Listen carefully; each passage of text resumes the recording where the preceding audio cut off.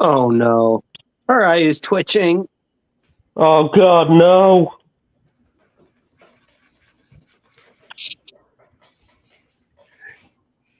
Oh, hey, what's up? Ooh, Oh, he dead. 10 out of 10 would let you punch him again. BC wins. BC's the winner. So, hi guys, how you doing? Welcome to the Scrapyard. I'm your host, BC. Fucking Rob. Solo Jones. I'm Dreamer Girl. He's a dead ass bees. I'm JJ Prime Reviews. And look, we've actually got JJ back after his trip. Yeah, he went to Yay. visit your country. Yeah, So he that did. explains why your leg's broken. And I have no idea where you were. Yeah, see, JJ claims that, but he secretly went over to where Woody was working. Found him, karate chopped him in the leg, and that's why he's been having issues walking the whole time. Yeah, that now it all makes sense. All right, so anyways, what's up, everybody? Tonight's topic, well, yeah.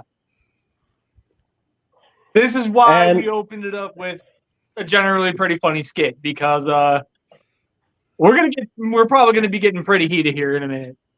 But And also, this week's scrap battle, Godzilla versus Cthulhu. I hope you all just people are ready.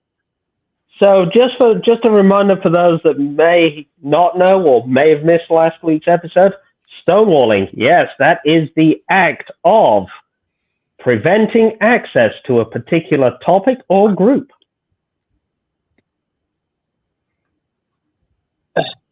Hello? Oh, they're muted. You there? I know who this is.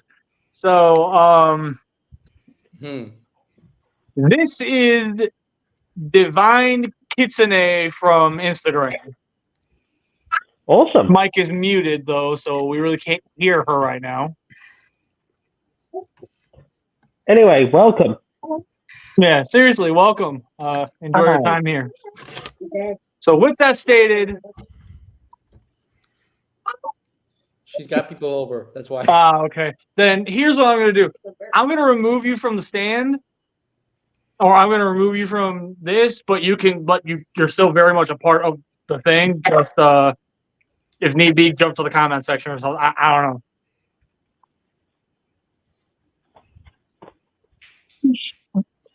So yeah, I'll pull you off for now, and when you have a clearer area, I'll pull you back in. So remove from stage. Okay, all right. So first things first, before we get into the very heavy topic, let's go into figure appreciation of the week. And this time, since Bricks ain't here, we gotta pick on JJ. Oh. Hey, come on, JJ. It's your first scrapyard back after your vacation. Scrapyard back. Come on. Hey, would you rather I punch you?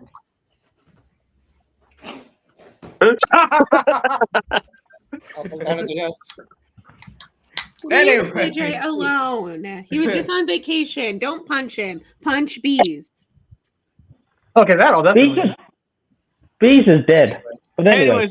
Anyways, go ahead, JJ. Oh. Clean my camera for a bit. Figure appreciation of the week. This is gonna be a challenging thing for me because, yeah, I have some figures to appreciate, but I can only choose one, and the only one I'm gonna choose is the only one I'm gonna choose is Studio Series Voyager Class Bumblebee movie Shockwave. Oh, beautiful Shockwave figure. Yes, I'm aware he don't have biceps. And that's me. It's just me. I just sneezed. I'm so sorry. You're good. Bless you. You're good. Bless Bless for you. one. Ow, my nose. But anyway, but yes, I have Bumblebee Movie Shockwave from Studio Series, and it's the Voyager class version, not the core class one. And it's such an amazing figure, in my opinion. Such a great figure, great Shockwave. Yes, he does not have biceps, but do I care? Not one bit. I don't care a damn about lack of biceps. Who cares? I don't care about perfect articulation. To articulation. Boo to perfect articulation. Who cares? anyways. Hey, Bucky. Want me to dance again? All day, so that way he can punch you some more. How about this? This monkey dance. Okay, you know what? Because of how smooth that was, I'll accept it. Anyway, this is my figure appreciation. Monster Arts Kong from GXK. Yep. Honestly, I'm gonna wait until the Hiya Toys one comes out, and then I'll finally grab a Kong. Yeah, Mm-hmm. and this is actually pretty nice. Oh, and JJ, check out. Wait, you can't see it because of the lighting, but yeah, if the light catches it, well, right there, he's got a belly button. You got a gorilla button.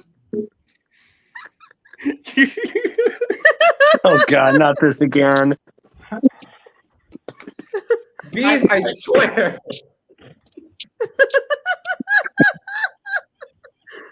I can do this all day.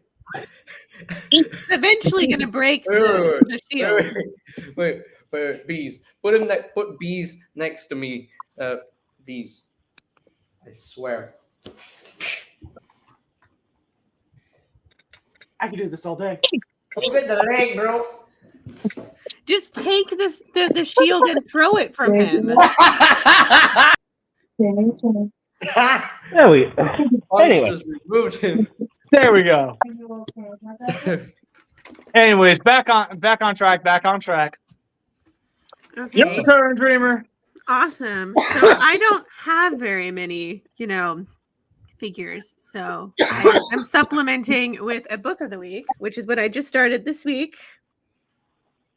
And I don't know anything about it yet because I'm not that far into it. And in case you guys can't already tell, if you don't collect figures, then for the sake of figure appreciation, you can literally appreciate something that is a figure equivalent to you. Mm-hmm. Like for us, it's figures. For her, it's books. If it's the same general idea, a collectible or something you're into of some sort, it more than counts for figure appreciation of the week. All right, Brett, let's go. So now that it's Joe Fest and we've now seen those Super 7 O-rings, I'm going to go with the Super 7 G.I. Joe Reaction Crimson Guardsman. The 5 POA version comes in an animation-accurate paint deco, cartoon-accurate laser rifle, and backpack. Awesome figures. Always love these.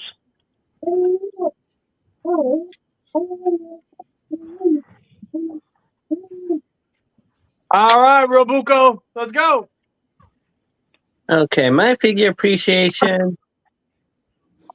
I only got it just today because there wasn't jack shit around at my stores like usual. Legacy Star Cybertron Starscream. Yes. Okay. Awesome. Very nice. That's it. I'm done.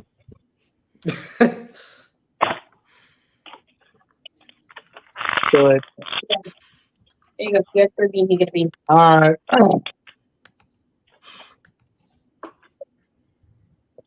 Can you wiggle that? When did hang on, when did Hank...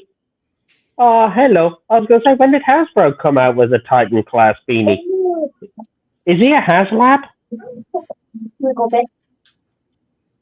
I am worth more than any HasLab could ever exist. I mean, he is a dog after all. All right. So, anyways, my actual figure appreciation of the week, and I'm telling y'all right now, this one is gonna make JJ mad. Mine, quite simply, just because of how ridiculously amazing he actually is, especially given what he turns into. It's 86 Bumblebee.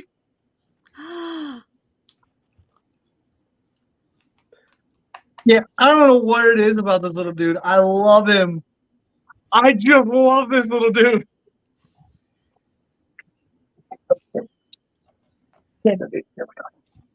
So yeah, there's my figure appreciation of the week.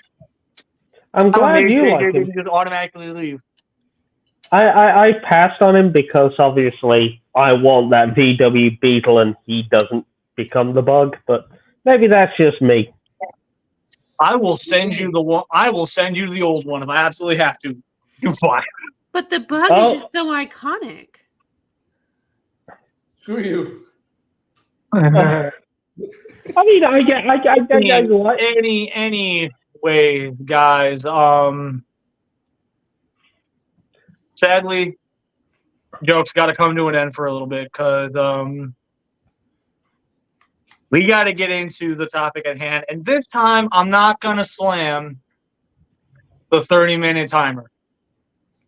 I'm just gonna let everybody go on this one because there's a lot that needs to be said with this. And it's about the stonewalling within the community. This is something that has become... Look, there's no easy way to say it. This has become a problem. And this is something that I feel needs to be addressed, not even just from yours truly, but it needs to be addressed by the fan base as a whole as a legitimate problem. So what I'm going to say is, if somebody else wants to go ahead and go first, you are more than welcome to. But this whole thing ends with me. Because I got a lot to say, and I got a lot of people to, like, not by name, granted, not by name, but I do have a lot of people I fully aim to call out for this. So let's get into it. Stonewalling. Who wants to go first?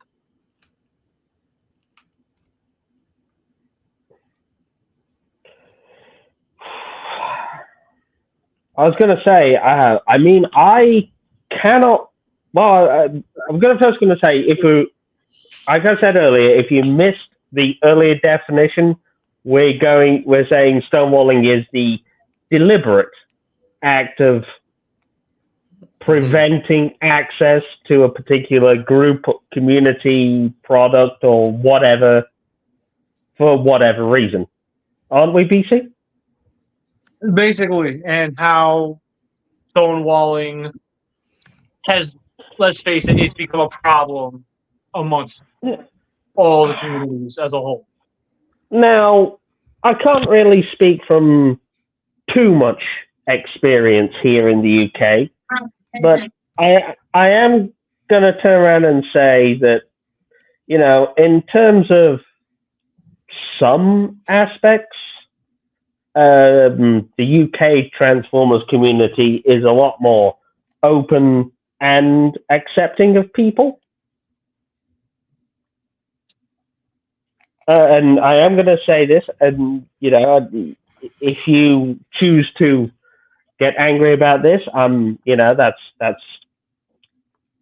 you know, I think there needs to be some self-reflection done, but in the UK, the IDW Transformers comics actually won several awards for LGBTQ and similar sort of things because of how the characters were written, the relationships within it, you know?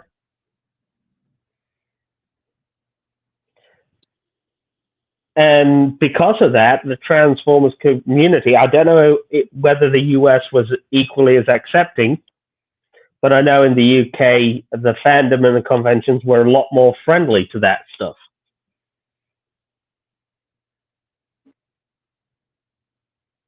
The only real stonewalling, I guess you could say in some degree, is the thing that we all hate. We've mentioned before several times, and the one thing that's a bugbear for us all: fandom hate.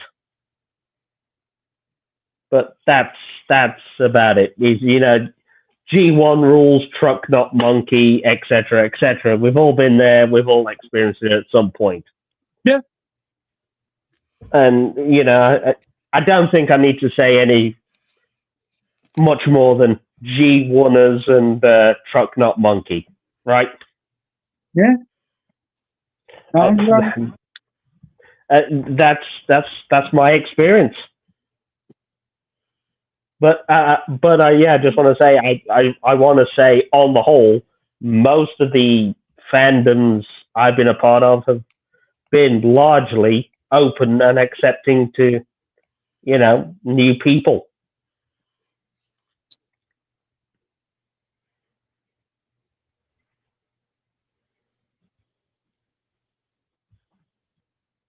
Okay, whoever's next. Oh, so you're done? Yeah, I'm done. I don't know if JJ's there.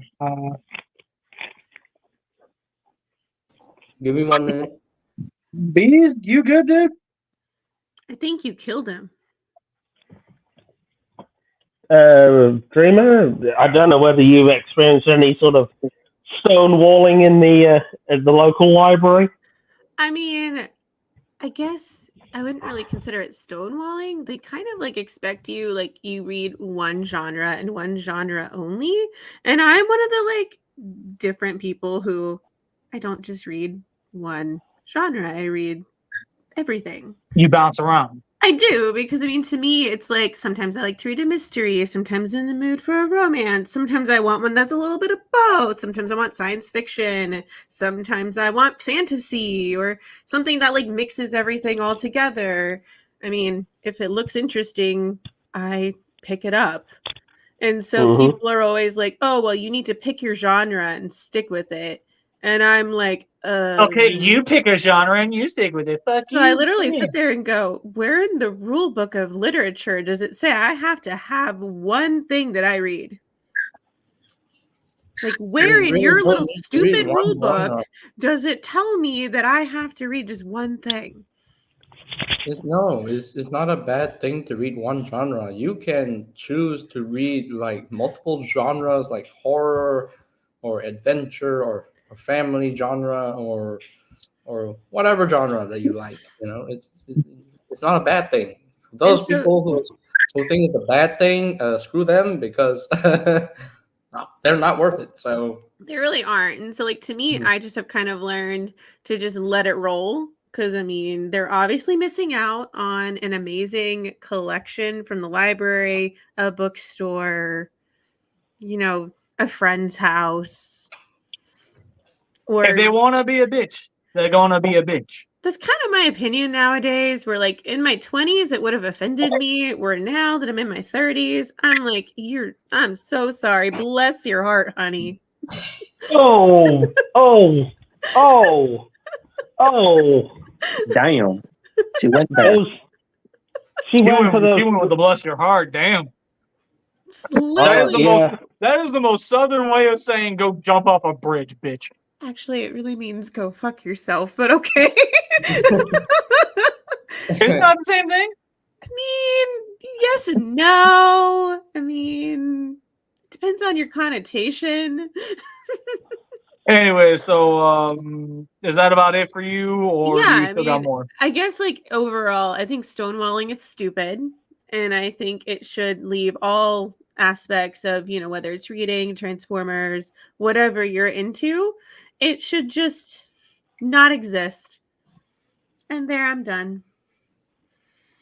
So penny racer mode. That's so. Oh, that's cool. Cool. That's cute. Cool. Oh, trust me. Flipping him into this mode, for one, practice for the review. Two, I'm going to be using him for my point. That's it. Eeny, meeny, miny, JJ. Okay. I Now, have real quick, a lot of do you need the floor? Yes, I need the floor. Give the man the floor. Everybody I- mute up. I need the floor with this because If anybody interrupts him, I'll get I- you. I have had an experience. Anybody interrupts me, I will punch you. So- but anyway, jokes aside, this is a really serious topic because here's the reason. I've had a lot of experience with this stonewalling thing in the community, especially on Instagram.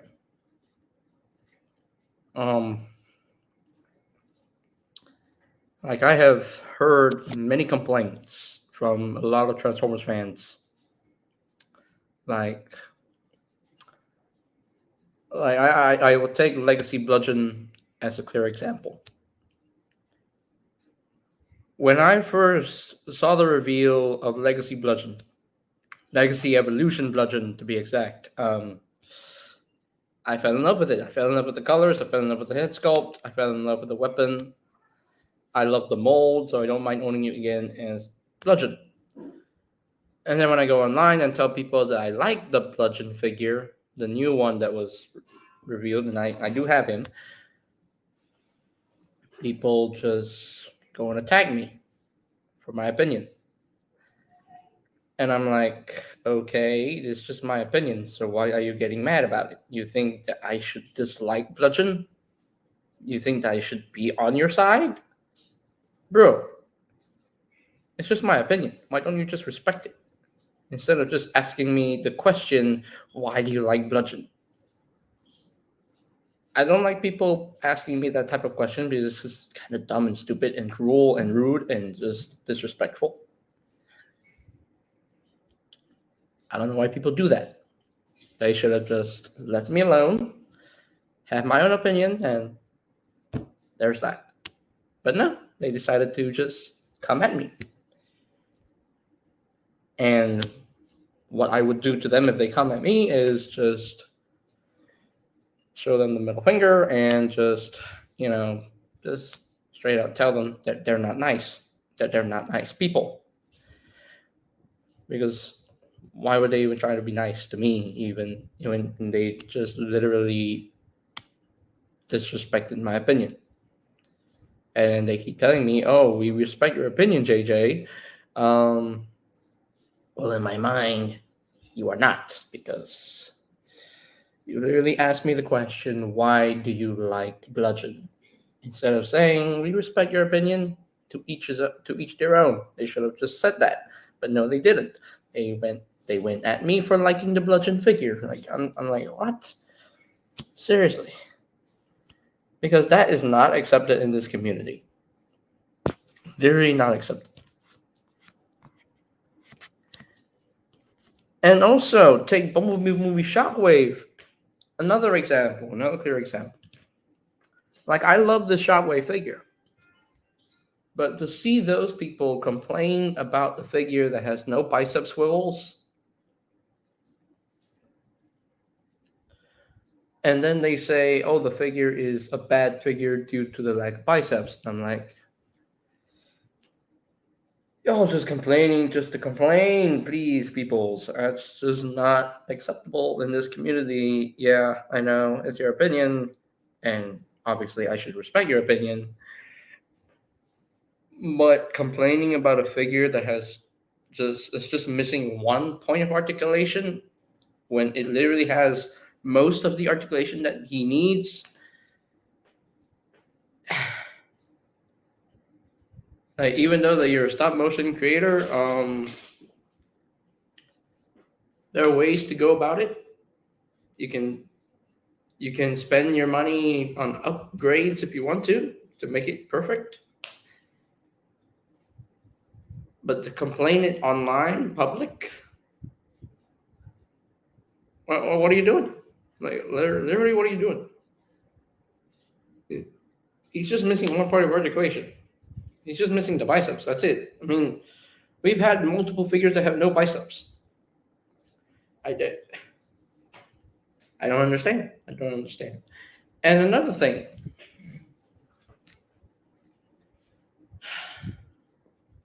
like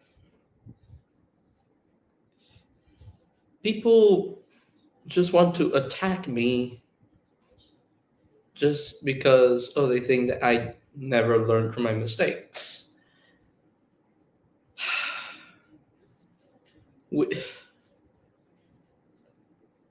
Like blocking me without even saying anything, without even trying to talk to me about the issue.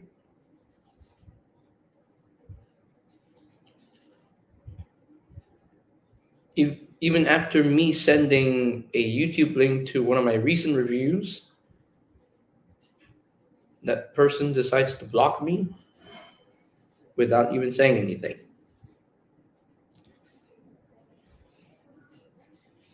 That is just dumb and stupid and childish. Because why would you even want to block me when I literally didn't do anything wrong to you?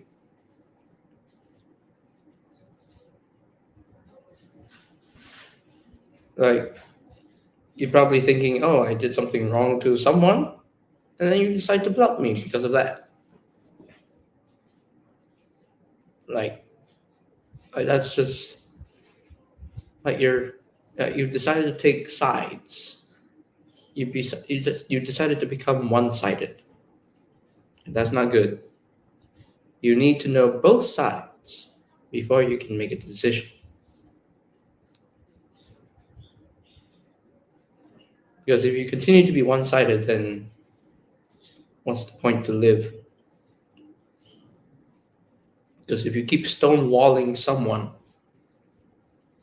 you're going to end up making that someone commit suicide. And we don't want that in the community. And you know who you are. You know who you are. You're probably going to be punished in the future by someone very serious. And would I care? No. I wouldn't care. Because you kind of deserve that punishment.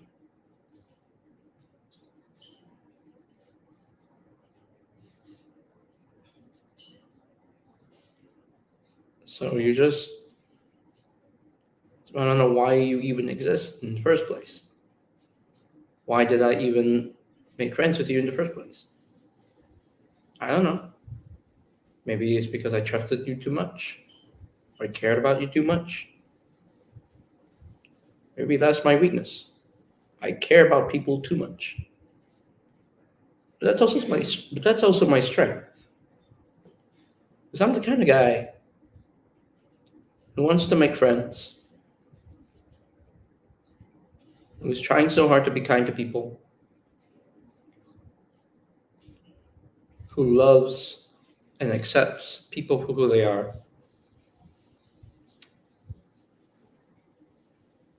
And if you're just going to take my mistake and throw it back to my face, then you're not worth it.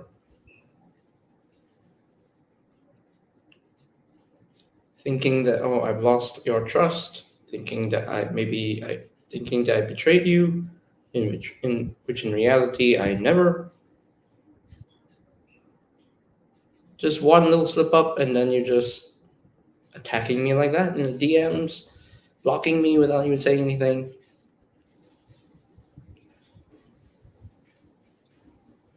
Really not acceptable. Not acceptable.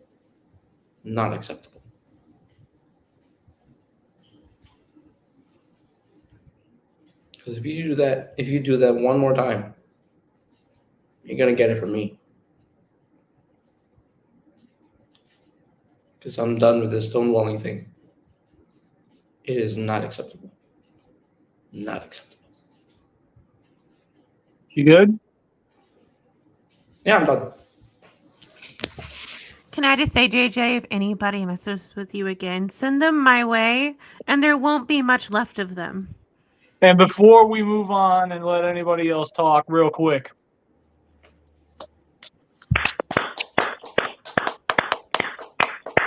That deserves a round of fucking applause. That is why the Scrapyard community exists. That is why the Scrapyard community is always going to exist as a safe haven.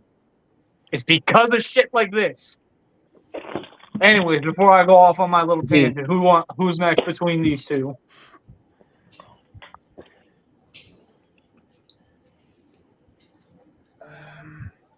Eeny, meeny, miny, bees. I'm trying to think of something. I mean, because JJ just kind of that was Winged it. great. That was amazing. Yeah, honestly, that was pretty amazing. So, honestly, at this point, do you two even have anything to say at this point? Not really.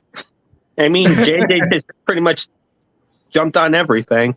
He kind of took the words out of all of our mouths. You I, think so? Oh, really? Out of all of our mouths. He even shut Can I you up, just- BC. Well, maybe not BC, but most of us. Can I just say, JJ, listening to that, all it does is prove that the internet fuckwad theory is always true. Yep. And let me explain that, if you didn't know. The internet fuckwad theory is literally, if you give somebody the internet and anonymity, the first thing that they will do is act like an unhinged asshole because, one, they can hide behind the screen, two, they can hide behind anonymity, and three, there's no punishment. Can I just say one more thing before BC takes the floor? Who you are in real life is not the same as who you are behind the camera. It's very true. Exactly. Because what you're doing behind the camera, you're masking yourself. Mm-hmm. You're hiding your true self. Mm-hmm. Because I have heard someone during TFCon literally disrespect someone's art. Oh no, that's rude. Not acceptable. And I'm sure that in some way they'll say to them on Facebook, "Oh, your art is amazing. It's the best ever." Like, if you literally think that someone's art is weird, keep your mouth shut. Take that opinion and shove it up your ass. Or even better, in the wise words of Thumper from the Disney movie Bambi, got nothing nice to say, don't say anything at all. Exactly. Unfortunately, people have taken... The internet has literally given people the too much, ability to say what they like and do what they like without fear of reprisal. So, And that... right, I need to know, do you have anything to say on this topic? Because if you don't, I'm taking the floor. I still want to get a better idea as to the topic, like on the topic, so that's why I'm wanting to go. Basically, Bees, we're talking about pushing people out of a community or blocking access to a community, a product, whatever. Just because of a difference whatever. of opinion. Yes, or like in my sense, people, they judge you because you don't fit into their pretty little box, and they expect you to fit in that pretty little box and do everything that they want you to do, and you're not going to do that. Or whether it's race, gender, sexual identity, gender identity. Okay, then here's what I'm going to do. Bees, do you have enough information to at least kind of build your case here? I feel like it helps me get a better idea, and I need some more time to brainstorm. I mean, like in older sense, you can't be a Transformers fan, you're a girl. Etc., etc. I mean, I've heard similar things. Like I've heard, oh, you can't play video games because you're a girl. So here's what I'm going to do. I actually need to go handle something real quick. What I'm gonna do is I'm gonna allow you guys to talk.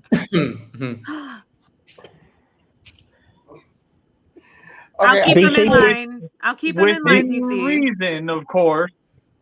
Nobody is promise. allowed to be talking any smack about anybody. I But won't let Liam, I'm them. gonna let you guys talk amongst yourselves.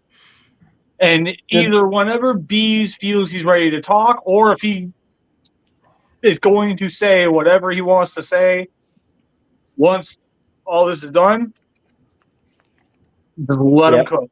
Mhm. Just let him cook. okay. You got it. I actually I've thought of something now. Okay. Okay. Then you go ahead and say it. If I need to give you the floor, you need to tell me now. I like the floor. Okay, everybody else mute up. Okay, so I feel like every Transformers fan can relate with this. Specifically, what I'm going to be talking about is just the toxic G1ers, or G-whiners, as some people would call them. They're those types of purists who hate anything that isn't the original Transformers cartoon.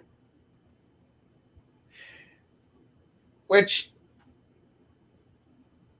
yeah, like they like anything that's after G1, they hate. Beast Wars. These G-whiners hate Beast Wars simply because truck not monkey. Optimus Prime is now Optimus Primal and becomes a gorilla. Megatron is a T-Rex. No, he's supposed to be a gun. And then with Beast Machines, there are people who, like, I'm not going to argue with people because I feel like their opinions on it are valid. The only reason why I like Beast Machines is because it was an escape. It was my escape for like let's face it, a good chunk of my childhood was not very full of rainbows and butterflies. So that was just my only bright light in the darkness. So I'm able to maintain. So for the sake of maintaining that happiness, I watch that show through the rose-colored glasses, and I just ignore the flaws and issues with it. But yeah, like there's still the G-whiners that hate it simply because it's not G1. And I'm sure they find something wrong with Robots in Disguise 2001, and they hate the Unicron trilogy because Pokeformers, and then whatever the problem was with Energon, which I personally do not like Energon, but for like reasons other than that it's not G1. Cybertron, I'm sure somebody found some way to. I'm sure the G-whiners hate that for some reason.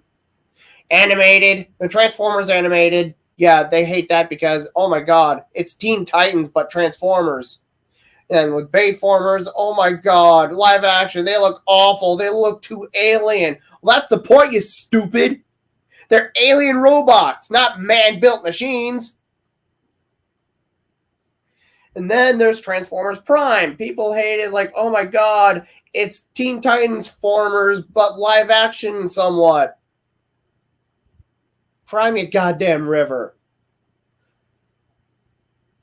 And then, like, just basically anything, any new cartoon, G-whiners hate it because it's not G1. And then anybody, like, yeah, like my point that I'm getting at right now is, like,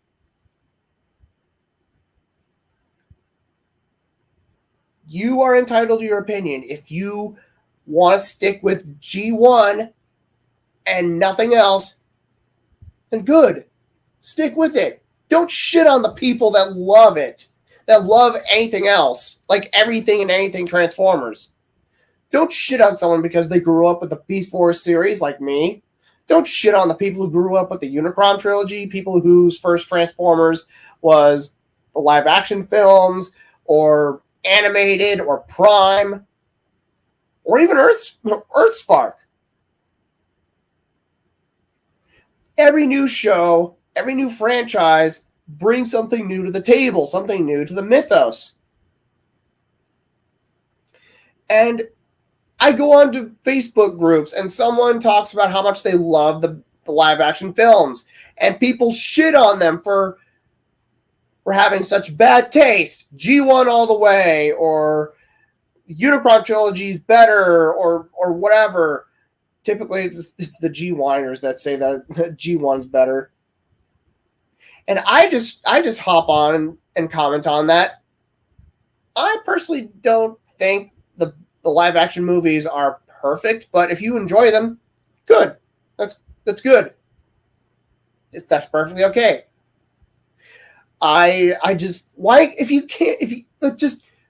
don't like it, tell someone respectfully and in a very civil, respectful way that while you may not like it, while you yourself may not like it, it's perfectly okay for the other person to like it. Like, whatever happened to decency? Why can't we just be able to have our own opinions on things, love what we want to be able to love, without getting shat on for it by all these purists?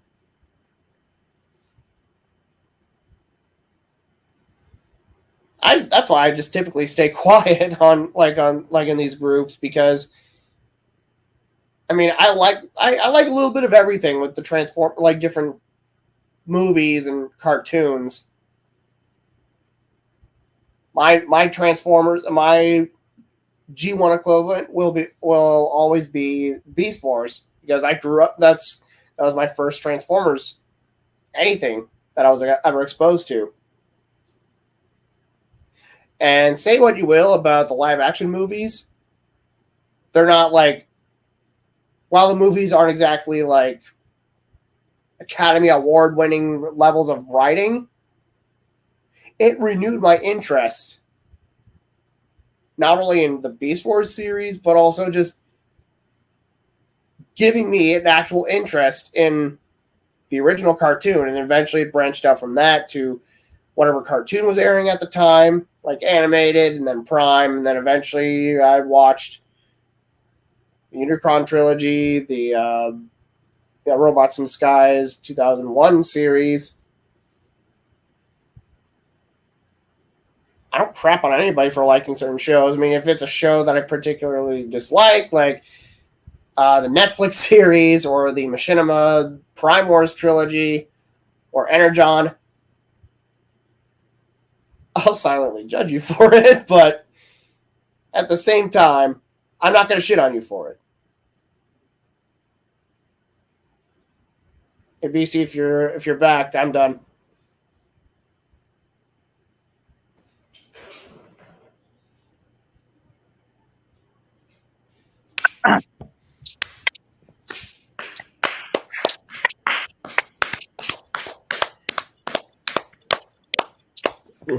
All right. So, we ready for me to tear the head off on this? Yep. Yeah. Hang on. Can I just Let me get ask ready. what you want? Can I just ask you one question first? Are we ripping the Band-Aid off or taking it off slowly and carefully? I'm taking skin with it. Oh, we are wrenching the band off then. We're just grabbing it. We got. Oh boy. Oh boy. Ooh. This Band-Aid's being ripped off. Oof. All I'm gonna say is let your boy cook. Okay, mute up then. Let your boy. I think BC needs the floor for this. Mute up, peoples. Mute up. Mute up. Oh no! I don't Yeah. need the floor. I just need everybody to pay attention for a minute. So stonewalling. My only question here, under normal circumstances, I would do the chant. This time, no, because this is something I've been wanting to say. This stonewalling bullshit has got to stop. I am so sick and tired of watching grown ass men get bent out of shape over the dumbest thing. G1 ended back in 1987. Get over it.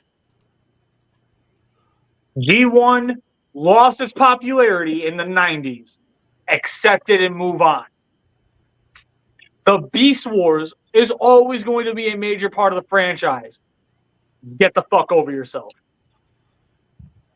Every time you do the stonewalling bullshit, you're not protecting your fan base.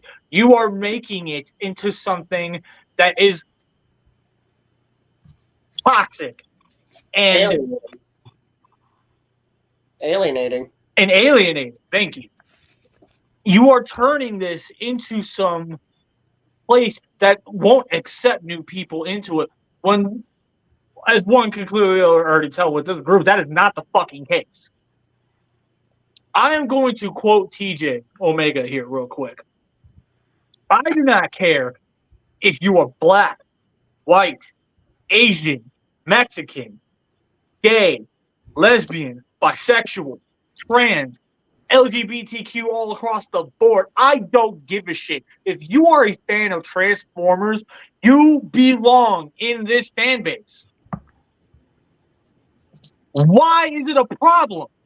Why? Is it because it goes against your personal belief? Fuck your personal belief. How about that, huh?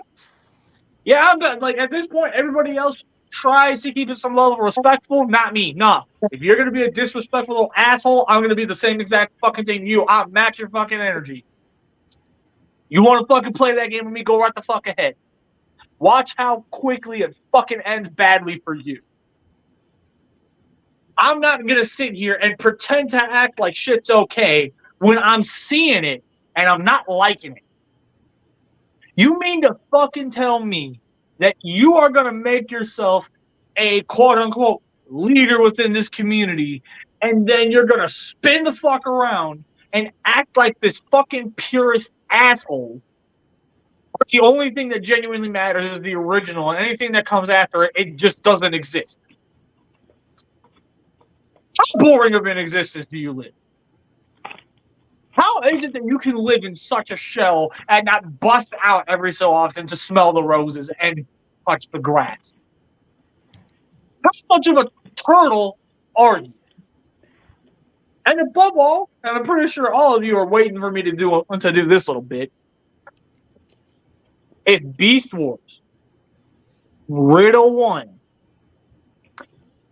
animated, the Unicron trilogy, Prime, if all these cartoons upset you in any way, I have one thing to say to you. Cry to your mama about it. Yeah. Cry to your mama about it. I ain't trying to hear it. Without Beast Wars, I'm at that point where I am so tired of this shit. Which is why the Scrapyard community exists today. We are the safe space. We will not sit here and make you feel guilty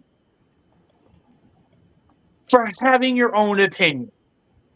Will we debate things every so often? Of course. What fandom doesn't debate? I mean, hell, as soon as all this is done and after we do the RMS, we're going to be going into another debate here in a minute. But the point is, why can't the debate be civil? Why can't we all just actually genuinely sit down and have a conversation? Why? Oh, wait, no. I know why. Because you want to build the wall as tall as the fucking Nagasaki. You want to, you believe that your fucking fandom is so sacred that it needs a wall built around it that nobody can get over. Let me ask you this. If this is the kind of sad, pathetic lifestyle that you want to live, my question to you at this point, why does it matter? And I mean, I feel like that's a more than fair question to ask. Like, what is your problem? What even is your problem? Because you can bounce around it all you want and say, well, they keep changing things, and this character isn't supposed to be like this. Why is it so bad to change the characters and change the story for the modern age? What's the one thing that makes Transformers so popular? The fact that they can adapt to their environment. If there's anything that we as Transformers fans should be taking from these robots in disguise, it's the fact that they can adapt to their surroundings. Your inability to adapt to your surroundings and understand what the hell is going on and reading the fucking room, your inability to do this is why we have terms like G whiner. Why? Simple.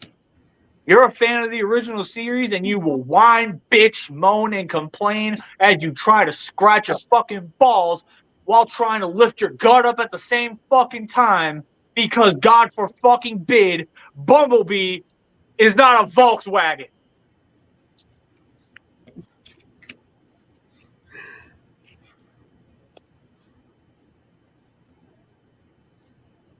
People need Tell me I'm wrong. Tell me I'm wrong. You're not wrong.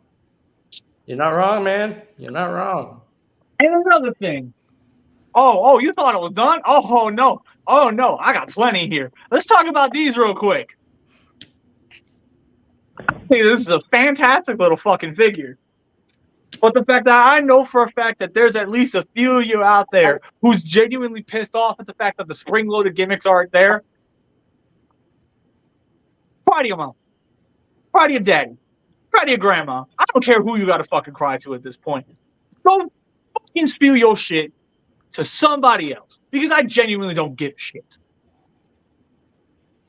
These are better because they don't have the fucking spring-loaded gimmick. Accept it and move on. All the Armada stuff leaves and bounds better because they don't have the mini cons. There. I said it. All you had to do was shut the fuck up about the mini cons. That's all you had to do. You couldn't even do that. And now look at what's going on. You're literally having to pull teeth just to get the fucking mini cons. Yep. One minicon. All you had to do was shut the fuck up and take your win. You couldn't fucking do that. And guess what you ended up doing? You built up and did the stone wall and basically sat there and played the until they give us the gimmicks back, I don't want it. Well, guess what, bitch? You can stay behind that fucking wall and you can burn, rot, and cry while we all actually enjoy ourselves. Am I cooking right now? Am I cooking right now? Yeah, you're cooking. I can smell what you're cooking. Smell it. I smell the burning asses. I can Oh, smell trust the- me, I'm not done. Let's talk about the animated people. Oh. Oh, trust me. Oh, trust. Animated people, what's your fucking deal? Look at how well you've had it for a hot minute. You're going to bitch, whine, and complain that the new figures look way too blocky? You want to know who would have been super happy to see these characters come back to life on the toy store shelves? Go ahead. I'll wait. You want to know who would have been proud to see all this? You want to know who would have been proud to see all of it? Derek J. Wyatt himself Oh yeah. would have been ecstatic to see his time back on the shelves. So let me get this shit straight. Not only are you going to sit here and get bent out of shape over Transformers Animated's new aesthetic, even though it comes very, very close to what they looked like in the show, they still have the modern twist to it. You're going to piss, moan, whine, and complain. Not only are you stonewalling against Hasbro, but you are disrespecting the memory of Derek J. Wyatt himself. And for that, you should feel fucking ashamed of yourself. Yep. Because how the fuck is it that one of our own not only got to make a Transformers cartoon, but actually got an entire toy line that was basically sent to us from the toy gods themselves, because there was not a single figure in that line that was a genuine dud. And if any one of you want to actually genuinely try and tell me that there was at least one dud, show me right now. I never collect. You can't, can you? You want to know why? Because animated as a toy line was fucking amazing. And guess what? So are these new ones. These are amazing for different reasons. I'll give you that. But guess fucking what? That Bumblebee could have looked a lot fucking worse. But when Mark Clonis made the push to make it closer to the actual animated character, look at what we got out of it. You were going to sit here and really play this card and think that you're making some kind of grand statement? I think she's just coming to say hello to me. Fuck you at that point. Not only are you disrespecting his memory, but you're dancing on his grave at the same time. Yep. The fucking audacity on every single one of you that bitched, moaned, whined, and complained. You should feel fucking ashamed of yourselves. And the last one, and the very last one, Prime fans. Look, I get you're upset. I was very much with you on it for a while. But when I really sat down and I really stopped to think about it, what we want out of modern Hasbro simply cannot happen. Get over it. You are wanting a modern Hasbro to take those designs that were already ridiculously high in detail and ridiculously well thought out in how they transform, and you're expecting MP-level engineering at a Hasbro budget for the Transformers Prime characters. Like, let me repeat that. You're expecting MP-level engineering on a Hasbro budget for designs that are very well thought out in their detail and how they transform, and you want that on a retail show. How deep are your pockets? Like, no. Don't just sit there and like at that point, don't even fucking sit there and try to play the whole, this. You are not a toy engineer. Shut the fuck up. Shut the fuck up.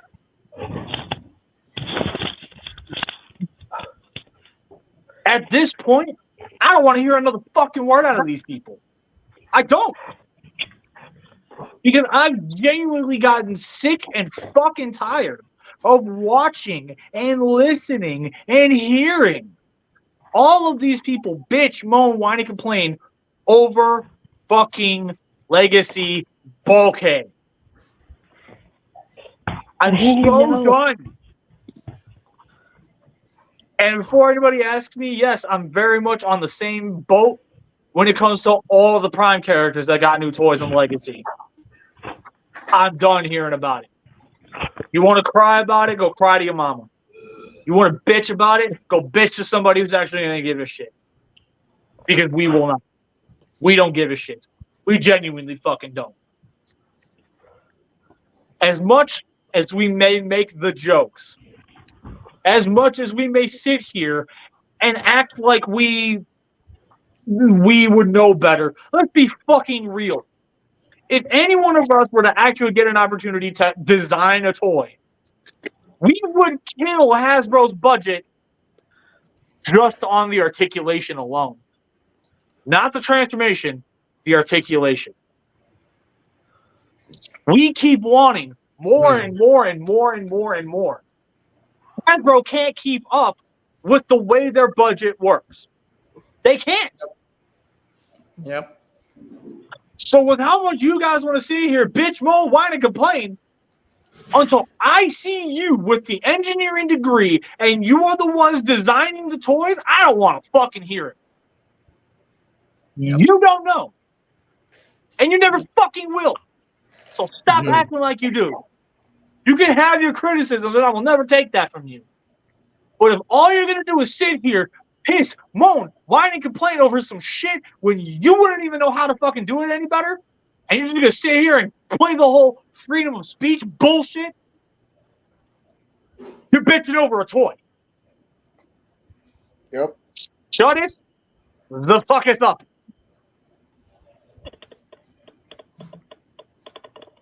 At this point, Be happy, and we even get figures of all these old toys. If you're not having the toy from your childhood, is now back in your life, then get the fuck out. preach, Mebius. Just fucking preach. That's what I've been trying to say this entire time. This is why I'm the leader of this fucking community. This is why I'm the one that holds the flag and leads the charge. Because motherfuckers like you, who cannot seem to shut your mouths, you are keeping genuine, honest people from actually joining in and having fun. Mhm. And because of that, there's only one thing you're getting out of me. Fuck right off with that shit. Mm-hmm. Now I'm done.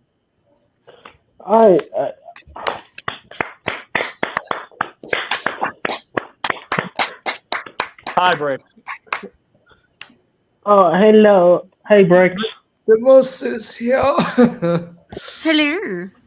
Hello, Briximus. Hey, Bricks also, Fancy meeting you here, JJ. real quick. For all the new people, this is my second mom. So yeah, whenever you see her in the chat, there will never be any jokes launched at her expense under any circumstance. She is heavily protected. No one fucks with her. Oh. That being said, thank all those who are clapping. Thank you. all I'm going to say is BC, and I think I said it best on a previous podcast, previous Scrapyard about fan rant. I said, it doesn't matter how perfect a toy, Hasbro, Mezco, or NECA, whoever the toy company is that produces it, it could have articulation out the wazoo, a whole slew of accessories, perfect paint apps. Someone will always find a reason to complain about it and hate it. Can I just add one more thing? Just add a couple things to BC's point here. I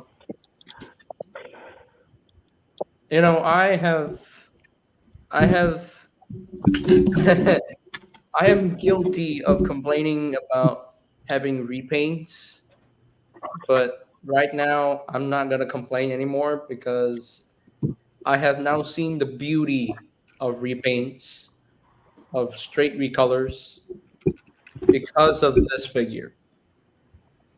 Mm-hmm. This Ratchet has opened my eyes. Like, literally, this figure should not make sense. But for some reason, it does.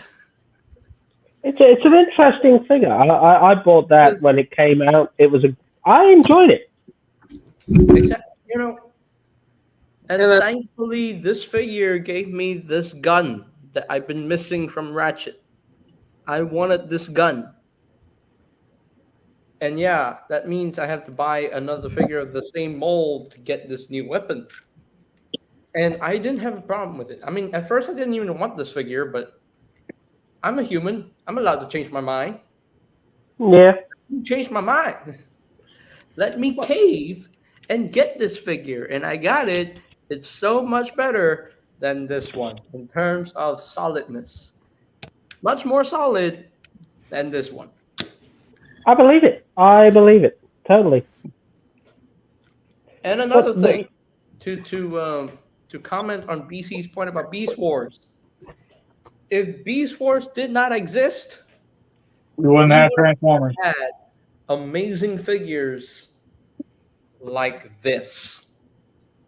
Oh, yeah. And all I'm going to say is about G1 is nostalgia always sells. I mean, why do you think, even though there's all this stuff about Power Rangers, we keep going back to Mighty Morphin, even though Mighty Morphin died in 1995?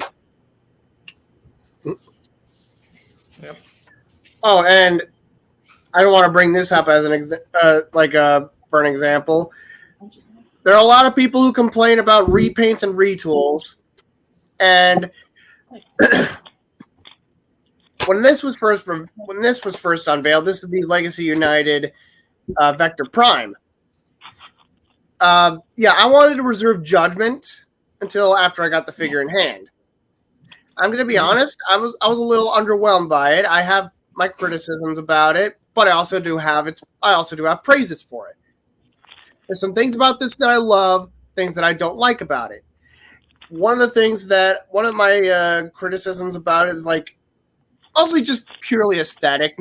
There's nothing wrong with the function of the toy. It does what it needs to. It transforms, it poses, and like I said, just one of the things that I've had an issue with is the head. I feel like it's a little too streamlined. I prefer it to be a little, I don't know, I just felt like the shape of the head is a little off, and the shoulder pads are a little on the tiny side. So honestly, if that bothers you, I still recommend getting this. And this doesn't have to be Vector Prime from Transformers Cybertron. This could be, I don't know, next year that's when they're going to start that Prime focused line, right? He could be part of this, those primes. This could be part of that little display for the 13 primes if you so choose to. In fact, I do have the Cybertron Vector Prime figure. I have a version of the mold, so I'm gonna have him represent Vector Prime in my current growing Unicron trilogy toy collection. This I will have displayed with the other primes that I will inevitably get. So, I mean, Vector Prime is legit one of the 13 primes. Yeah, so there's some modern figures that I do not like. There's some that I straight up hate. There's some that I do have issues with, but I can find good in it. And when BC brought up Legacy Bulkhead, Why does that mean for that to be an attack? I'm sorry. I know. I did not take it as an attack. I'm glad you brought it up because, I just don't. I never bought the figure. I've never messed with it. All I did was take a look at photos of it. I'm like, that's not Bulkhead. That's his cousin who was a jock in high school. It's like Bulkhead after the war, and he got back into better shape or something. No, it's actually Prime Bulkhead. I know. I'm just talking about the proportions. He looks like he's called Bulkhead because he's rotund, and this Bulkhead is he looks like he looks like a bodybuilder. Honestly, I don't even care if I don't even care if Bulkhead is rotund. As long as he's big and fat and bulky, I'm fine with it. To be fair, they could have. I was going to say, yeah. Now, clearly, this figure was not made for someone with my particular taste. Clearly, it's made for those like BC who actually loves the figure. Clearly, it's geared towards him. Who's Bulkhead? I hate to look stupid, but who's Bulkhead? I also love the figure. Hang on, I have a couple of different figures of him. He's a character who was in Transformers Animated and Transformers Prime. I'll be right back. Like, I'm sorry that I had to, like, I feel like I'm stupid now. No, it's fine. No, no. See, To be fair, right? Okay. Thank you. My opinion on that should have been if they'd have called it Okay. Hound. If they'd have called it Hound after a movie and modeled it after John Goodman's Hound from the Bay films, I think that would have been a much better fit. Now I can put a face to the name because when you're talking about these things, you have to remember it's like a whole new language for me. Yeah, this is The one up above me is how he normally is supposed to look. This was the redesign people were iffy on. Oh, okay. well, more specifically. This Yeah. is who that bulkhead. Oh, hang on, get my. That bulkhead is modeled after this iteration of Okay. bulkhead. Can I So like the only difference ask with this that when one, we this is the talk one with about the camo on, Transformers, can we like show what they look like? Because I don't always know who they are. Oh, sure. That's why I went and grabbed these. When you asked who a bulkhead was, like, oh, I'll show you. That right there is precisely why I genuinely tried to avoid actual characters when I was going on my rant because I wanted to make sure everybody could follow along. Mm-hmm. I But really appreciate that. Thank you. You're welcome. My point still stands. They should have called him Hound. It made more sense to me. And then, but yeah, clearly that figure was made for people who did not have my particular taste, and that's perfectly okay. Is it annoying that he clogged up shelves for a while? Yes, admittedly, but like I said, BC, TFA is asking if he can have a cameo.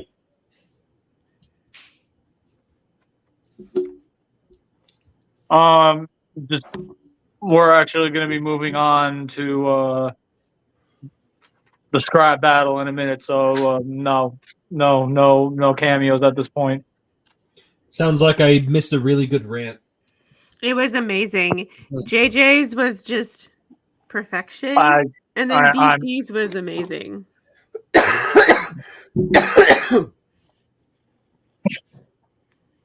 I apologize for my tardiness.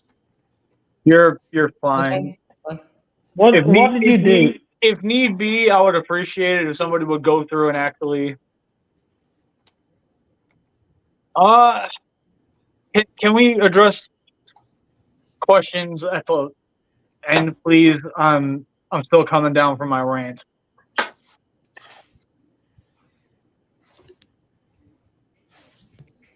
That was the most amazing rant, BC. I give you an extra round of applause.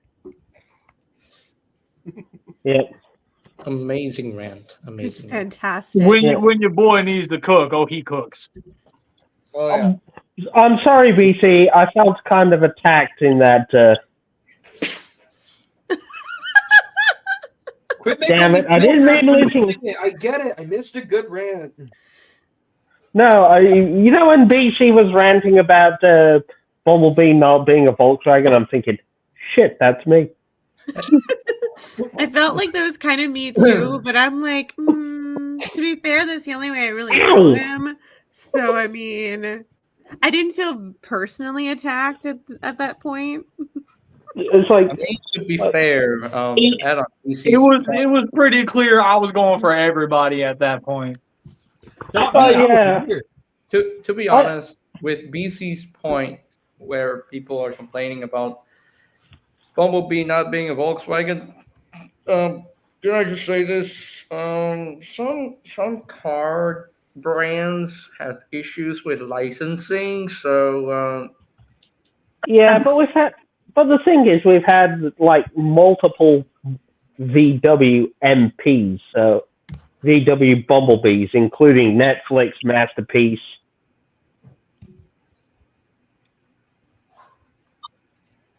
So It's time, everybody. For the Woo. fun I to need to look at the picture of Cthulhu. I need to look at a picture of Cthulhu. Hold on. Ah, Tell you what, he's the Kraken dude. depending on how next week goes, I'll consider him.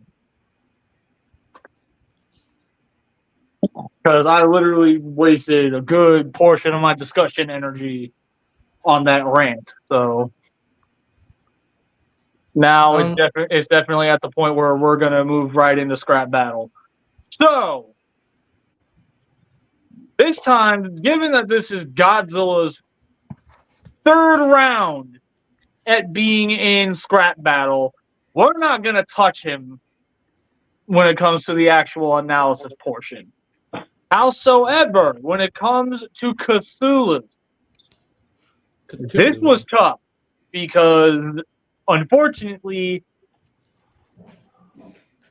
the most quote-unquote on-screen time Cthulhu has had was in video games. He was in an episode of Real Ghostbusters. Yeah, but Cthulhu's whole thing is he is a horror icon from a very specific point in time. Yes.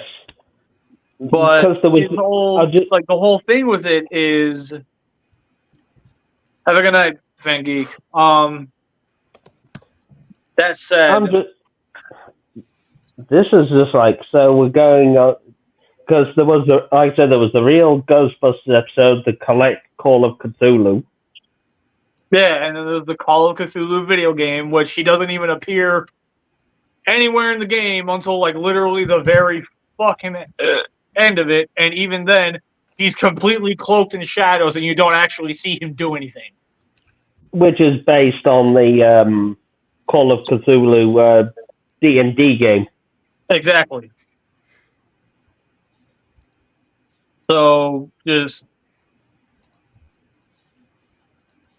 really, all you've got to do. So all we really have to deal with is the original H.P. Lovecraft novels. And at that point, he already is breaking a major rule, meaning I need on-screen feats, not shit you can read in a book. So, in this particular instance, this is going to be the scrap battle that unlocks something new. We may very well be considering the idea of bringing in written media as well. Ooh. Okay. Darth Vader was treated unfairly. Huh? Darth Vader was treated unfairly.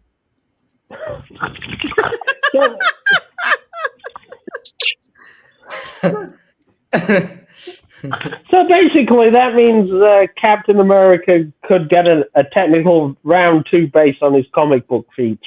I'm gonna say this. I'm honest. I unfortunately need to go because I have to go leave at 12:10 p.m. and I do have a rehearsal at 3 o'clock. So well, good luck with your. Well, good luck. Go do what you got to do, bud. Battle. Good luck. Good luck with your rehearsal, JJ. Good luck. Hi, JJ. No, hold on. That's twice in a row. My rant was so powerful that it took him so much time that he couldn't stay for the whole show. This is my fault, damn it. By the way, I'm just sharing my Good screen luck. with an image of Cthulhu. Have a good time, JJ. Tag me in, coach. Good luck, JJ. Yeah, seriously, good luck, JJ. Yeah, thank you. Because my performance is in 3 months, so yeah. Break a leg. I will see you guys next time, and I'm gonna eat my lunch now because I'm very hungry. So Don't break a leg literally.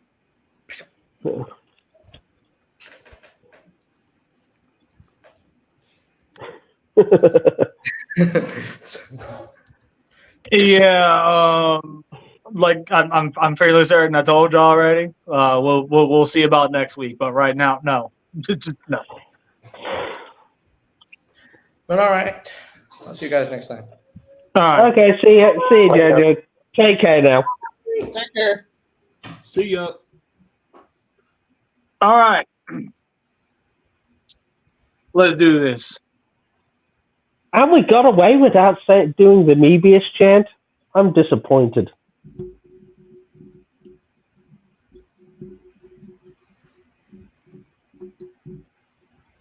Before we do this, can we at least give him the BBS chant just before we start? BBS. BBS. BBS. BBS. BBS. BBS. All right.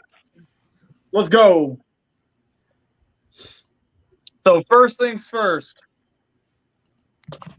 Endurance / durability. By the way, does Dreamer Girl know who we're talking about? I mean, I can look it up. It's not one I've ever read before. Yeah, there's a number of books in the Cthulhu mythos. Well, I was just trying to share my screen with an image.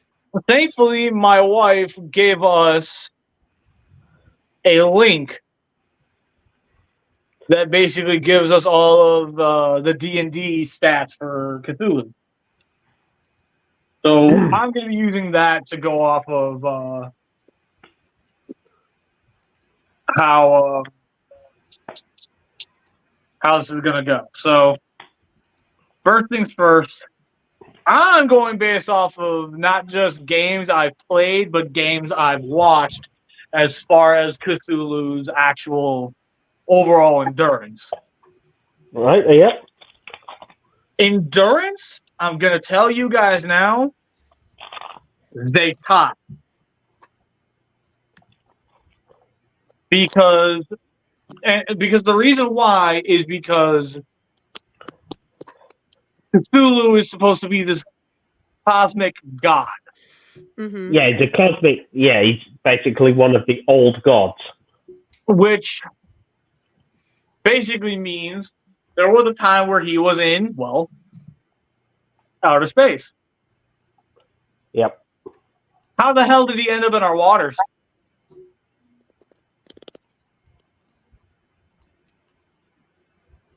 At that point, you really got to consider maybe he had to, break into Earth's orbit. Mm-hmm. Well, if you go by what was stated in, and I'm using cross here, Robert E. Howard's Conan and Red Sonja mythos, he does tie into all that, and some of the gods in there have been bested by some of men and their top magicians, sorcerers. Okay, so then for the sake of endurance, and again, kind of like with last week's battle, where we sized Godzilla and Trypticon to where it would become a little bit more of a fair fight. We're doing the same thing here, because if we were allowing Godzilla at his biggest and Cthulhu at his biggest, Godzilla will literally just step on Cthulhu at that point. Like, it's not a fair fight at that point. So that's why, size scaling wise, they're going to be dead even. From what I do remember, BC, and I'm saying this, basically it was, to put it bluntly, remember Infinity War where they opened the portal and they all just swarmed Thanos and his army? Yeah. That's pretty much what all of Earth's top sorcerers had to basically do to put Cthulhu to sleep. Yeah, but you got to bear in mind, that was just to put the motherfucking sleep, not kill him. Exactly. So, yeah, endurance feat, we're going to go ahead and give this to Cthulhu. No, we're going to go ahead and make this a tie. Mm-hmm. Yep. Moving on to the strength feat. If memory serves me right, strength, he had a 45 stat. Yeah, that means he's stupidly powerful. Mm-hmm. So, which means he's tossing whatever he's tossing buildings around. He's tossing entire fleets of ships around. Okay, so then at that point, that definitely confirms on a strength level, he's definitely at least somewhat equal to Godzilla. But Yes. is there any specific moments where he's proven he's stronger than him? No, I think in terms of what's been said in the comic books, novels, etc., they're both pretty much in terms of equal in terms of destructive strength. Then here's what I'm going to do. When it comes to physical strength, I'm giving it to Godzilla. Because while yes, it is definitely confirmed Cthulhu is ridiculously strong, unfortunately, we have not seen Cthulhu throw hands. No. Godzilla, we see throw hands constantly. So, and we see Godzilla literally yeet motherfuckers across the field. Yeah. So, yeah, physical strength-wise, I'm giving it to Godzilla. However, when we go to the speed feat, I'm giving that to Cthulhu. I would agree with that. Yep. And I'm giving it to Cthulhu for one reason. He can fly. Yep. Yep. Mhm. Briggs? Yeah. You paying attention, bud? Yeah. I'm just distracted. Oh, yeah. I just got Cybertron Starscream for the first time, so leave me alone. So basically, well, technically, so could Godzilla. BC, you know, you remember that show or movie where Godzilla literally flew backwards? Yeah, but let's be real. With the amount of time he would need to be able to build that speed up, Cthulhu would have had him beat. Exactly. True. And basically, unlike being Godzilla, who has to be able to shoot at the ground to get enough lift off to get going, Cthulhu literally just flaps his wings a couple times and he's already basically going. Mm-hmm. and because he, circles. and basically because he's a god, he can just pretty much appear wherever he wants to. Mm-hmm. Exactly. So therefore, speed feat Cthulhu. Hand-to-hand combat, on the other hand, Godzilla.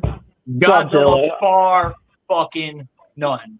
Like I said, Cthulhu is very powerful and he's very fast, but he does not throw hands with creatures that are remotely close to his size. The thing is, as it's been said in the books and mythos, Cthulhu relies on magic. Exactly, he relies on magic. Godzilla does not play that shit. Godzilla is very much a case of if Cthulhu's sitting there going, abracadabra, alakazam, Godzilla. That it? Gone. Just punches Cthulhu in the face, goes, that's it. Camera focuses on Cthulhu and he's on the ground. Twitch. The twitching, yeah. My leg. Please? Did I give you permission to speak? Oh. Guys, I needed permission.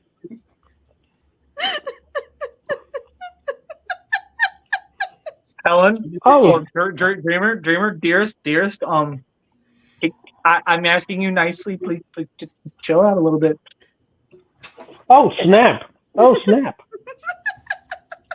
Just whatever you do, don't snap nobody's neck in here. Wasn't planning on it right now unless somebody doesn't do what I tell them to do.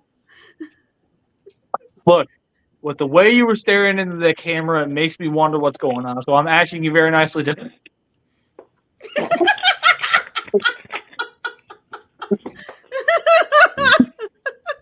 Wouldn't do it to you, BC. You're safe. You're always safe. I'm trying to pull some of the heat off of him. Will never happen. I tried, Bees. I'm sorry. Sorry, BC, you're not taking the fall here. That said,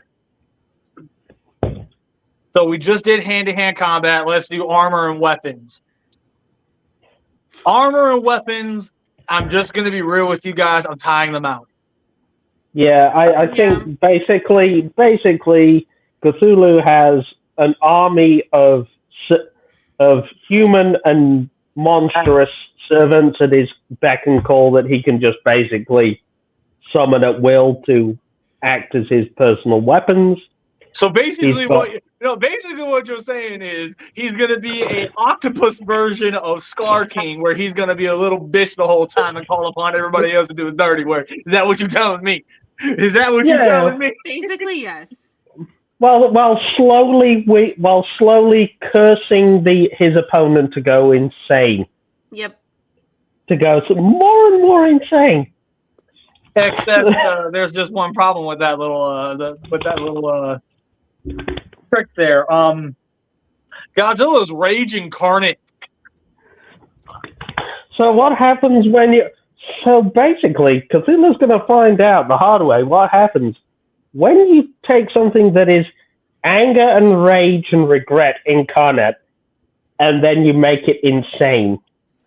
Yeah, at that point, at that point, he chose to play the game of fuck around, and he's about to find out. You know what happens when? Yeah. What happens? What happens when a specific giant fire-breathing lizard decides he's ready to turn your ass into sashimi? That would not end badly. That would end very badly for you. Exactly. So, anyways, with that said, when it comes to armor, weapons, and special abilities, I'm going to go ahead and tie it out because they are relatively even. The only thing that Cthulhu genuinely lacks that Godzilla does have is projectile weaponry. He does. He's got magic spells that he can, and curses he can cast on people. Okay, then see, at that point, it's a wash no matter what. So when it comes to armor and weapons, we're gonna go ahead and tie it out.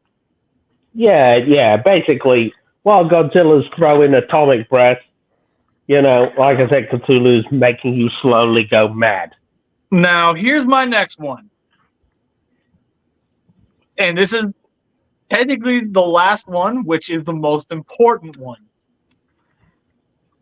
Battle intelligence. Again, we've gone over Godzilla so many times. We know that from a battle intelligence standpoint, he is an absolute monster. He is significantly more battle intelligent than you would initially think. Mm-hmm. How does Cthulhu fare? Cthulhu, he plays from the shadows. Mm-hmm. Exactly. Here's the way I see it, BC. And as we've seen in the movies, Godzilla has big trouble with opponents he can't see. And it makes him angry if he can't hit them as well. How many times have we seen like a monster just like go intangible or be so fast that Godzilla's just swatting air and he's just getting pissed off and pissed off and pissed off? Yeah, exactly. Cthulhu can use that to his advantage. Mm-hmm. And when Godzilla gets pissed off, that's when he makes mistakes. And he becomes more vulnerable. That could very well end up being a big problem for Godzilla in this fight. But at the same time, what happens when Godzilla finally does get his hands on him? What do you think's gonna happen? Can I just ask a question though? Have we seen in the movies, right, just how resistant Godzilla is to magic and hypnosis and stuff like that? Now, I see what you're doing here, and I do appreciate it. But if we're allowing written material for Cthulhu, we also got to allow it for Godzilla. Yeah, and that's why I'm asking the question. You know, what have we seen? What evidence do we have for Godzilla that would, you know, so we know what sort of abilities Cthulhu has. Completely annihilated the Greek gods.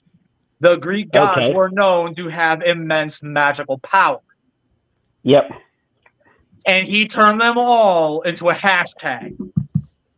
Oh, he is very much resistant to magic. So Cthulhu starts cursing him with it, you know, with mind control Because I know, look, we've seen evidence in the past of Godzilla can be mind controlled, but that was done through alien technology and chips in his brain, wasn't it? It was done because the plot demanded it. No, but you know what I mean. But the people who've controlled him in the past have used like control chips on the base of his neck or in the brain. I'm saying, how would he be if someone tried to hypnotize him into? Over time, he would shake it off. Yeah. Because at that point, that's not a physical item being plugged into him. That is just somebody trying to mess around with him through outside sources, which at that point, he's going to have a much easier time resisting it. And once he realizes Cthulhu's fucking about with him, with illusions and such, he's gonna be like, okay, you're fucking with me. Exactly. Eventually, he will figure it out. So, battle intelligence. You know what? I'm gonna do it first here. I'm gonna turn off the camera real quick. Mrs. BC.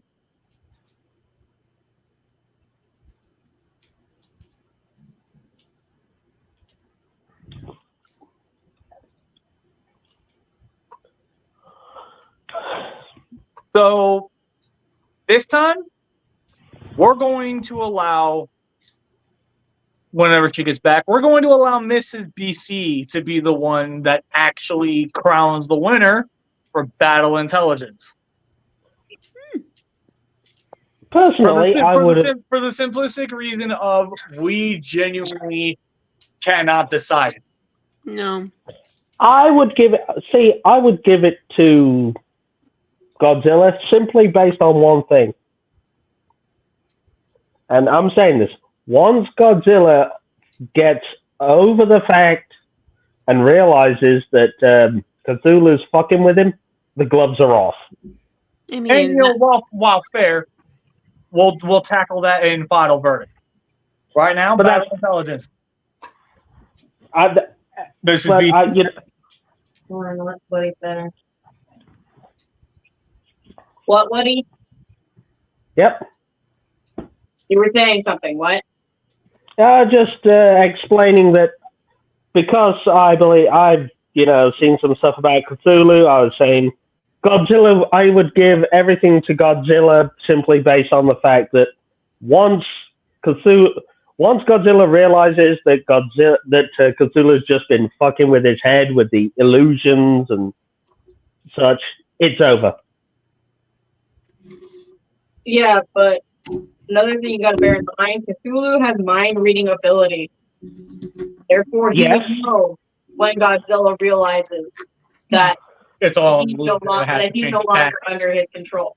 And he would have to change his tactics. And he would change his tactics immediately. So then, if Godzilla's like, okay, I gotta shoot this guy with my laser or whatever.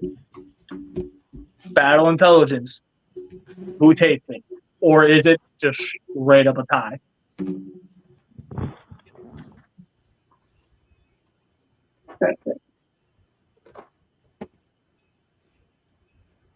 It would be closer to a tie, just because both of them can be very smart and outwitting of each other, even with Cthulhu's mind ability.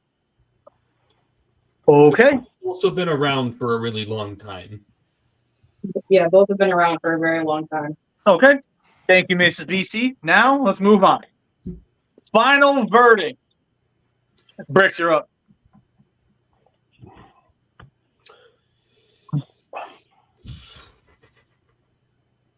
I'm going to give it to Squidhead.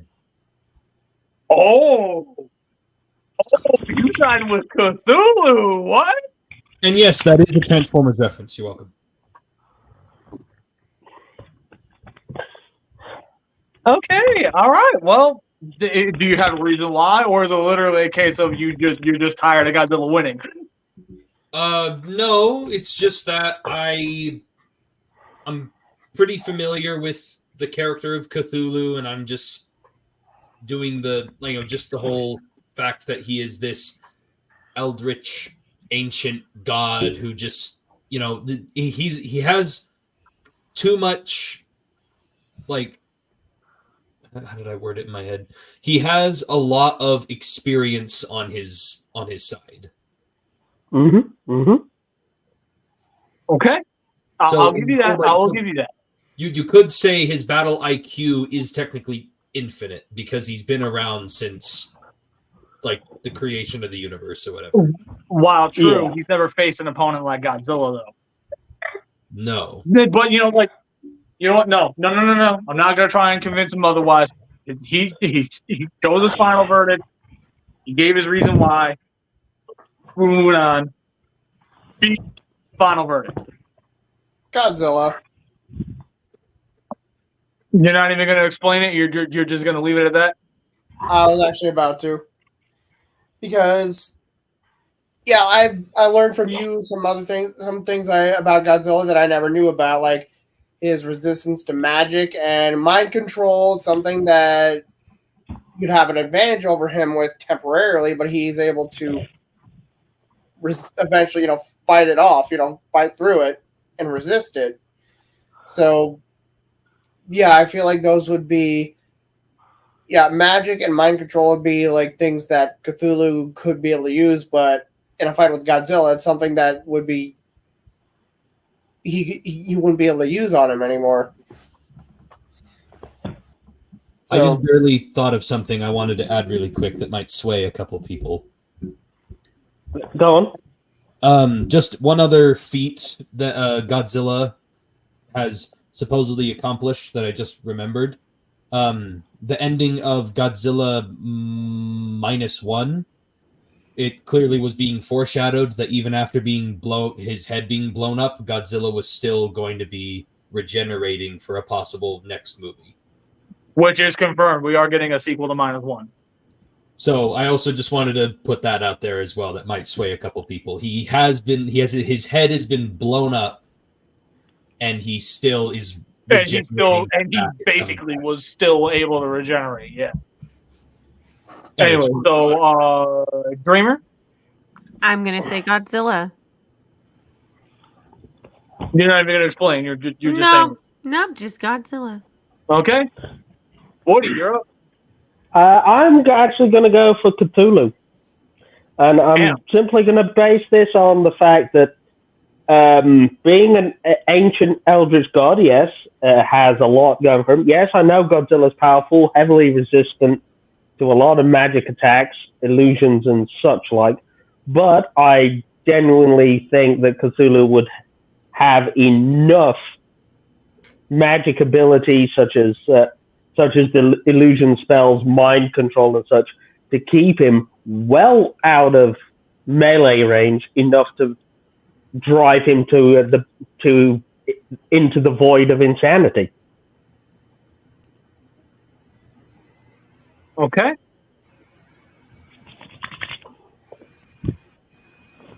Rob. Godzilla.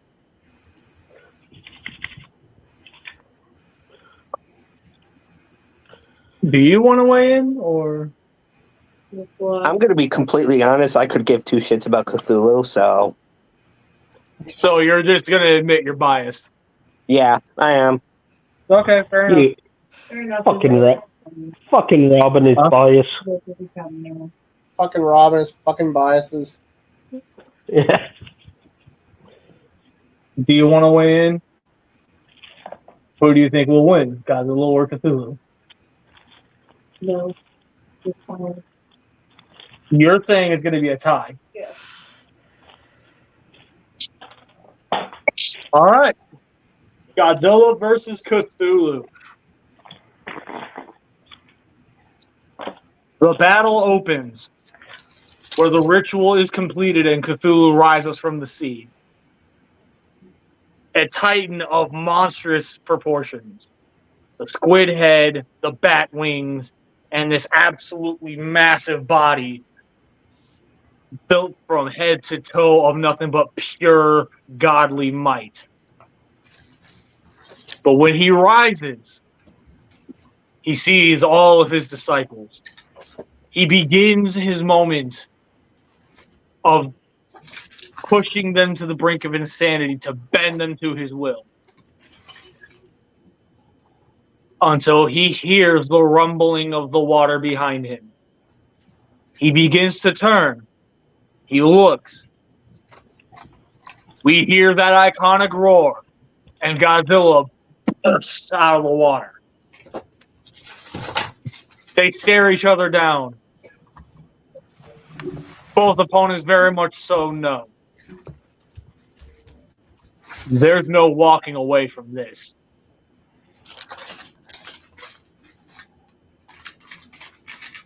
The battle begins, and Godzilla charges right at Cthulhu. Cthulhu had already read his mind at this point. Wing flap. He leaps over Godzilla and lands on the other end. But shocking Cthulhu, by the time he turns around, Godzilla is already back around. He slaps the taste out of his mouth. Cthulhu flies back a few feet, but barely catches his feet. And he even has to admit to himself a little bit. He's rather impressed. He did not think this big, bulky lizard was actually going to be able to put hands on him. So now he kind of starts to take this a little more seriously. So he begins to utilize his magic spells. He starts throwing... Fuck it. He chose to cast Fireball, and he fucking throws one at him. It hits Godzilla in the face, and it explodes.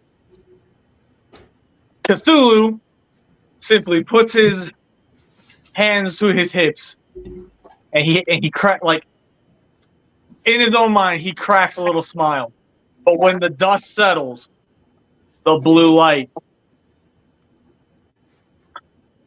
Cthulhu realizes what he's doing, and before Godzilla can fire his atomic breath, he goes to sprout his wings again.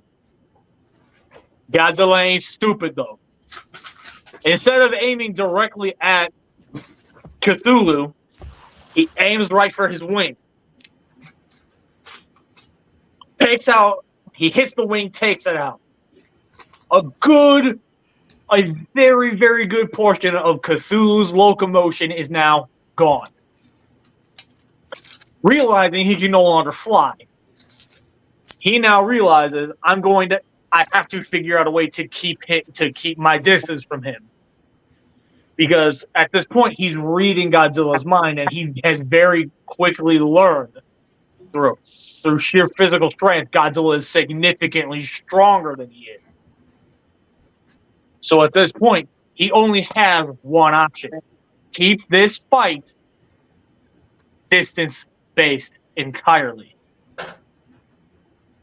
So now he's throwing fireballs at him. He's throwing ice spells at him. He is throwing every possible magic spell he has in his arsenal right at him, in hopes that he can push him to the brink of insanity by pissing him off just enough.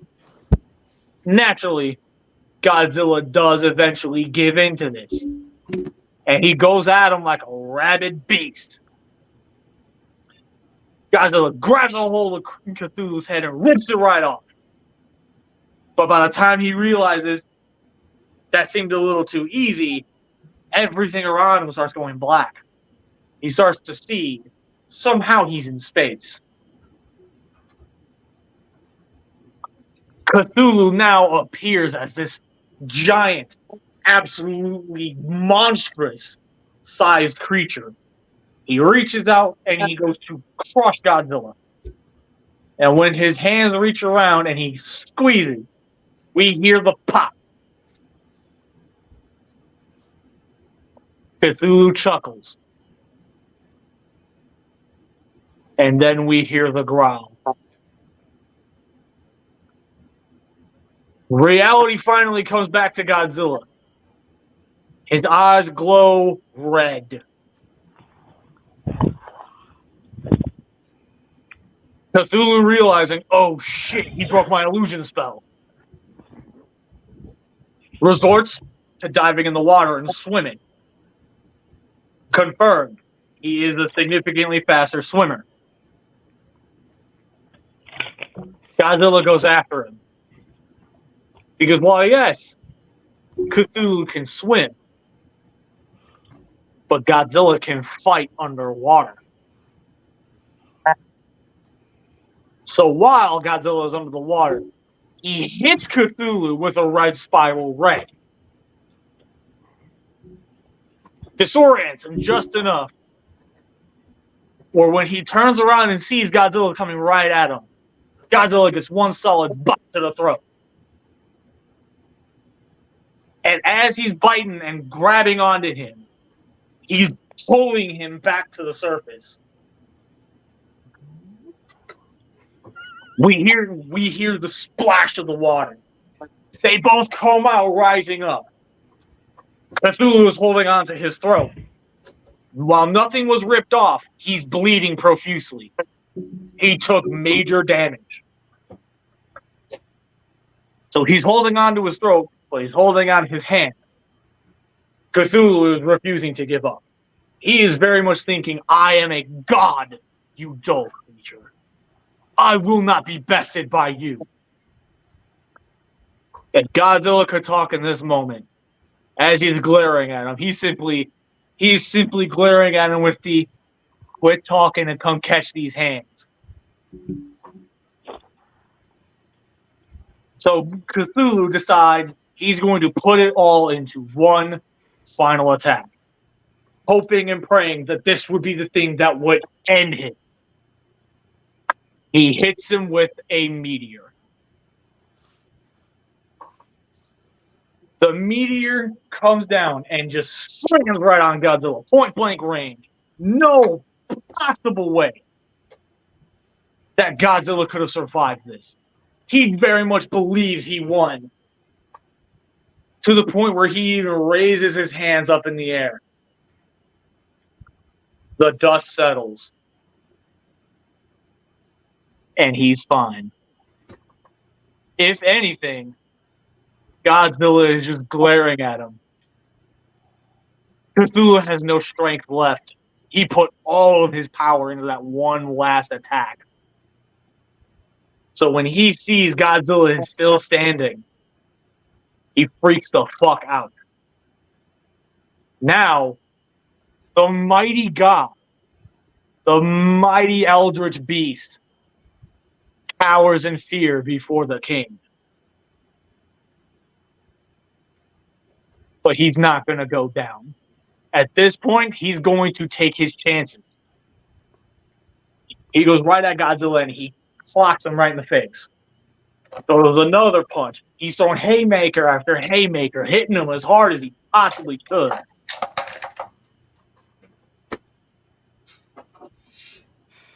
But Godzilla is slightly sadistic like that.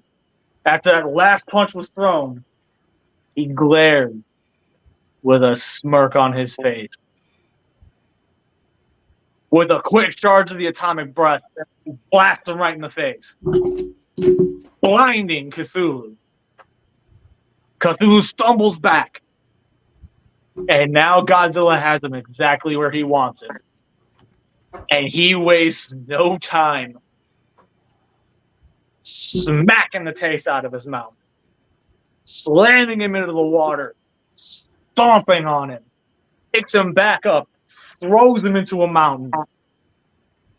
And right when he slams into the mountain, he's able to utilize a spell that allows him to see what is happening. The only thing he sees is Godzilla coming at him full force, jaw right around his neck. And he's yanking, he's pulling, and he's refused. Like at this point, Cthulhu's refusing to give in. So he's grabbing onto Godzilla's mouth, and he's trying to pull his jaw open. The red spiral ray charges, and he fires at point blank range.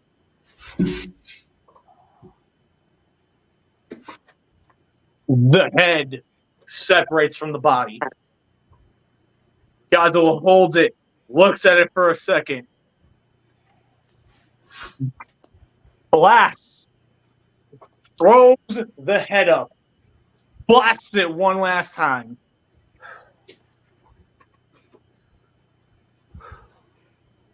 And when the body slowly starts to sink to the bottom of the ocean, Godzilla roars once again. Godzilla wins. Round 3. Bias, boo. Then he turns around and he goes and sinks into the water and then he goes away. Boo. I still say boo, bias, boo. That was amazing. Acting that whole thing out. Greg Smith, good job. Could you tell he was distracting me a little too much that time? I was literally sitting here like, what the fuck? I thought it was amazing. I'm like, this is. I don't know if I should be laughing or if I should be serious. No, here's what went down. He realized, fuck, I missed the most amazing rant ever on the Scrapyard. I gotta be able to make up for this somehow. So he just went extra hard with the little fucker reaction. That was hilarious. That was 10 out of 10. Rex gets a 10 out of 10. Look, man, you gets can call me biased all you want. I kept in mind everything between the two of them. I'm sorry, Godzilla was going to take that no matter what. Bullshit. Godzilla did it. Yes, Cthulhu is this god of ridiculous proportions. His magical prowess knows no bounds. And he seems to have this endless finite of magic. Godzilla has proven time and time again, it don't matter how endless you may seem, he will make sure you have an ending to your fucking story. That's who Godzilla is. Godzilla is the end of things. So what you're saying is that Gigan made him bleed. All these other monsters made him bleed. Cthulhu couldn't. Yeah, bullshit. Admit this. Cthulhu put up a hell of a fight. He did. Oh, yeah. Cthulhu refused to go down. He did not die like a bitch, unlike a certain monkey we know. All I'm going to say is, I was going to say, well, at least Cthulhu didn't die to a jet fighter. Oh, Godzilla did. But what if the whole time that Cthulhu he was fighting was an illusion? Yeah, exactly. And Godzilla is literally just a insane mess drooling on the seabed. Even Rob is sitting there like, y'all just shut up already. Take the fucking law. You two, he lost. Get over it. Basically, BC, we all know what really happened. Cthulhu drove Godzilla to the brink of insanity. He's now Cthulhu's pet bitch in the cage. He lost. Accepted. Godzilla's already insane from the get-go, so. Exactly. So him trying to do it again only made it worse. All he wants is to take a nap in the Roman Colosseum. So what you're saying is he'd make him insane. Just take the loss. He doesn't want to admit defeat. He's like, but my man Hulu. Can we move on, please? No, I'm making the joke of that. So BC, what you're saying is that to have a brain to break, you got to have one, and thus Godzilla don't have a brain. Hey! Unlike your fucking squid god, Godzilla has 2 brains, bitch. Sit your ass down. Does he really? Does he really? Yes, he does. He has 2 brains like a dinosaur. This was actually proven in Godzilla lore. He has 2 brains. And neither of them work. Listen, bitch. I think Woody, you're about to get, punched. I would probably stop at this moment in case you don't want to be black and blue in the face. Just He's about to get his ass whooped.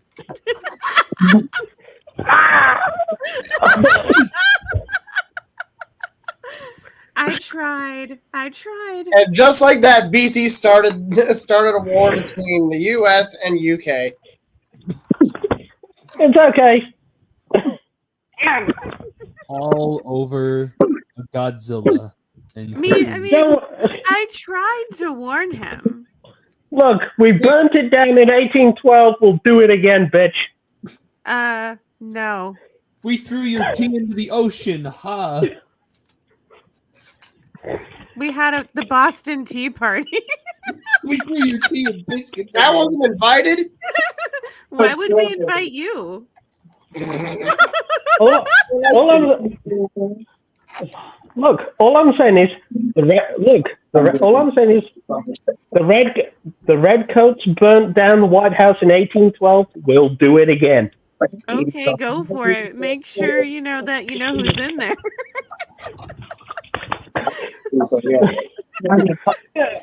Yeah, I could just imagine me just scaring the Secret Service by turning up in a red coat with a can of gas. What is happening? I have no clue. Rob looks like he's done. He's just Right, done. It's history. We're joking. I So mean, we I can hope finally so say at it. this Giant point. lizard beats the originator of tennis porn. We get it. You were on Cthulhu's dick a little too hard there.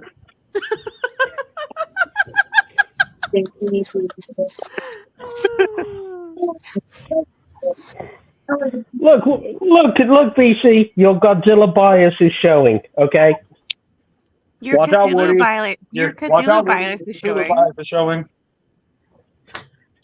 Why, what bias? Your Cthulhu bias is showing. Yeah, Just your as Cthulhu bad. bias is showing. So don't even. Screw this. Tenetic. I took in the data from everything, Oh, boy, and I Rob, came up don't- with don't it do fair and square. Don't play that shit with me. It was about as fair as you could get. No, it wasn't. It was BC's Godzilla bias.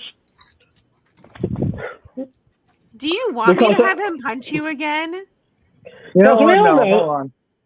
Look, we all know next episode it's going to be Godzilla versus actual God, and Godzilla's going to win. See, the sad part is that happened too. We're going to have like Godzilla versus Chuck Norris, and Godzilla's going to win because we all know that. Even though everyone knows the Chuck Norris roundhouse kick can. Rob, you already know what's about to happen. Fuck me.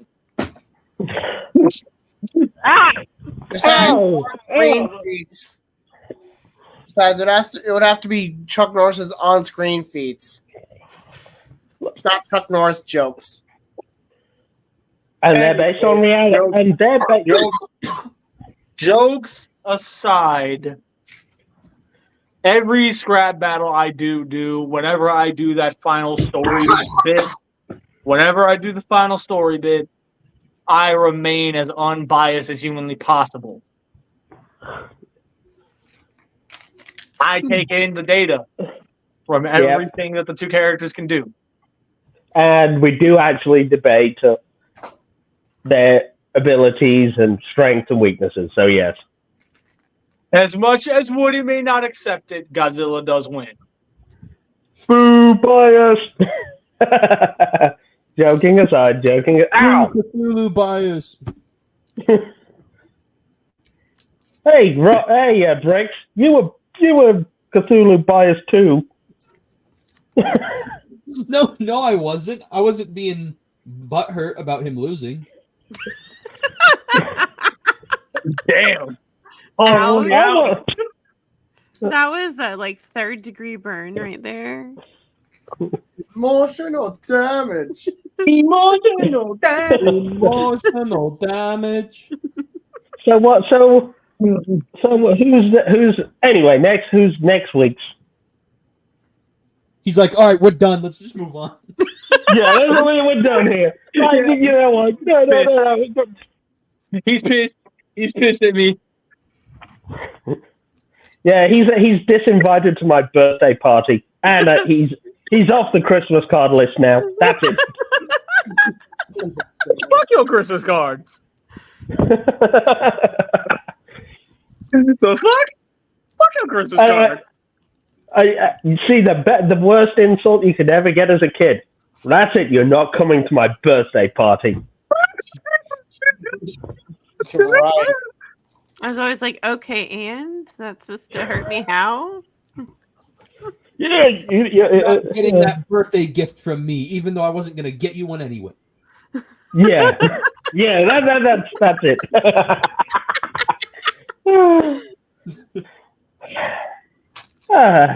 After that serious, angry debate, it's nice to have a little bit of a laugh and a joke and a bit of banter.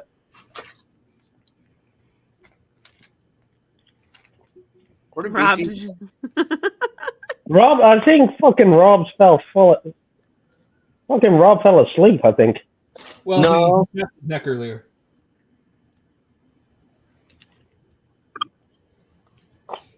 Yeah, fucking Rob's falling asleep. And for once, it's not you. No, I'm I not know. tired. I'm just done. Yeah, she's like, He's Yeah, just she's hoping and basically- praying we're all finally going to stop bitching about this. Rob's deep in thought. Leave him alone. He's just thinking. but, Anyway, So, so anyway. in case people couldn't already tell, this is basically the after party segment, but I ain't trying to stay on this part of it for too long. It is like 11:30 at night for me, so I want to try and start winding down a little bit. I'm staying on a little longer for bricks. Is that the only reason? Yes. Well, that's very nice of you. oh, But at the same time, I really wish Savage was here I miss Savage. yeah, but because Savage, Bricks needs to do a thing. but the That thing he is, does. DC, Savage has to go do the dishes.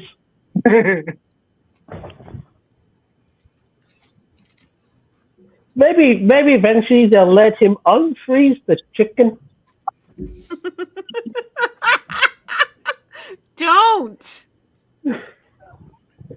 I love that. I said unfreeze the chicken, and BC went just. Bees is uncharacteristically non-hyperverbal right now. I know. I'm waiting for it. exactly. Exactly. He's not having any of her shit right now. He's just like, I ain't giving her the light of day on this. Fuck that. Whatever. I'm My waiting for God. Dreamer to rip Bees a new one. I mean, seriously, bees. He's. Congratulations, he's learned his lesson. Yay! And it only took that many years for him to finally learn it. Did I? Or did I just simply take away your power? Oh, you think you did. Bees, don't let her beat your ass. Please, You might all you- think you have, but I'm just waiting. Violence, violence, violence, violence, violence. It's the Because only guess thing what, Rob Bees? is here for. You'll- Violence? You'll have to sleep with one eye open. One Well, eye that's not open, gonna both matter, but testicles he's got covered. 4. Oh, Well, how about instead of sleeping with one eye open, I sleep with both eyes closed and booby traps set up. You think that's gonna stop me? yeah, but knowing, Oh, word for Kevin McAllister. Well, Am I you know Kevin what? Booby McAllister? traps is Lego bricks on the floor, parents' biggest weakness. Yes. I already know what to expect about those. That's not really a like secret. Bees, you're beyond fucked. Sorry. that? Yeah, I am sure Yeah. about that. Remember? Sure about that? Yes, I am. But the problem is, knowing Beezus' dumb luck, he'd probably get out of bed to go get a glass of water and hit the traps himself. That's what I'd be waiting for. You just imagine Bees going back with a glass of water in his hand, and next thing you hear is like, ah, god damn it! Now, if I were to step on Legos, it's funny because I've stepped on Legos before, and they don't hurt as bad as people describe it. Yeah, Maybe I I just love not, that. maybe the skin on the bottoms of my feet are just thick. I don't know. It's deformed. Oh, Oh. well, I guess now the insult can be, I hope it goes from "I hope you step on a Lego" to "I hope you choke on a Lego." Have you ever stepped on a brick separator before? Yes, that shit hurts. That looks painful. Yep. And the thing is, they can also be used to apply stickers. I recently learned about that. I have so many of these things. Me too.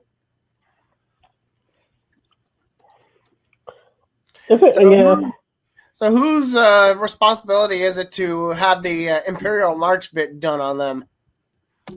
Until Savage comes back. Oh, well, that's easy. Eeny, meeny, miny. You.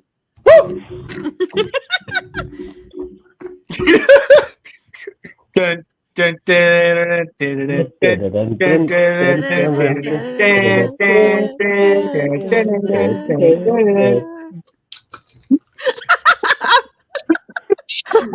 Well, we know who didn't like bees.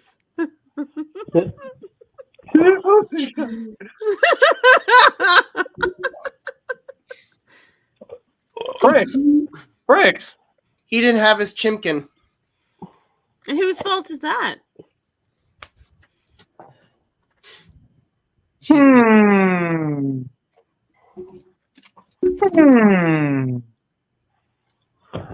I wonder. Oh, fuck. Flashbang. Dun, dun, dun, dun, dun, dun, dun, dun, dun, dun, dun, dun, dun, dun. Choke off pizza crust.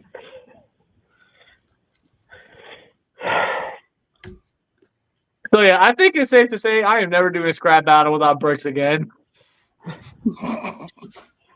Never ever. Never ever for never ever? Although this next one, I don't think he has anything that'll actually work for his little bit, so we might not have him distracting me as often next week. I'm waiting. Hang on, I think I've got to ask. That means I've got to ask BC the question, isn't it? Yeah. DBC, what are we going to talk about next week? Glad you asked. Defending our own. Woohoo! Are you sure it was you, bees? So with that said, we need one that basically leads into, hey, what's next week's scrap battle? Who's battling next? Or actually, I have one. A challenger approaches. You know, I actually like that. We'll stick with it. Next week's Mega Man battle, X. Mega Man X versus Samus Aran. Whoa. Oh, Rob's gonna have some stuff to add to that one.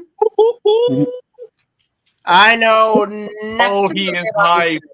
Oh, he is He's so fucking excited. ready. He looks so excited. You've like made his day. I know. Mega Man talking about those two. Convenient Samus Aran after Metroid Prime 4 announcement. Yes. I mean, that was a magical announcement, just to be real. Yeah, it really was. So many good separators. Look at how much it fucking energized Rob in that very moment. Like, He come on. got so excited. Look at He saw my reaction to the trailer. I'm going to be completely honest. I needed a new clean pair of shorts after that. God damn it, Rob. God. Fuck it. Hi? Hello. We're actually about to Hello. hop off on. I'm glad you came anyway. Hello. Hello, Clarice. HSV Devil 187 PS4. Who is this? Hello, Mr. HSV Devil. Or ma'am, whoever you may be. What you's doing? We're about to get off. Like, we're literally about to end the stream. Okay. So at this point, does anybody else have anything else they want to say real quick before we sign out? Nope. May the swords be with you, and good night. All I'm going to say is after today's Joe Fest, I am really, really, really looking forward to the Super 7 G.I. Joe O-Ring offerings. That's nice for you. No. Why no? Because we're getting off, I guess. We're leaving. Sorry, pal. We've been talking for. I don't know if you can see the timer up there, but we've been talking for like 2 hours and 15 minutes. Yeah, bruh. I'm tired. Or wait, no. I'm not gonna assume. Well, okay. You know what? Fine. Since you just got here, we'll stay on for another 20 minutes. We'll stay on for a little bit. 20 minutes out there. You said you Where were tired. the hell where's Rob? Where'd Rob go? What did you do? I did nothing. I didn't do anything either. I think it was bees. Yeah, we'll blame bees. I mean, maybe he passed some gas that was so toxic that Rob had to leave. Well, we all know about that one, don't we, BC? Seriously, who the hell is this person? I don't know. I have no clue.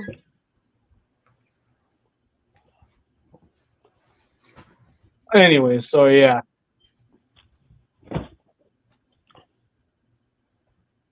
I think there is an imposter among us. Oh wait, there he is. Never mind. There's So Rob. My phone completely closed out of everything. I'm gonna ask a question. Just a quick question. So, since we're almost there, what are all your guys' predictions for what we'll see at San Diego this year? What's going to be one of the things that we're definitely going to see is a physical prototype of SS-86 Commander Class Prime.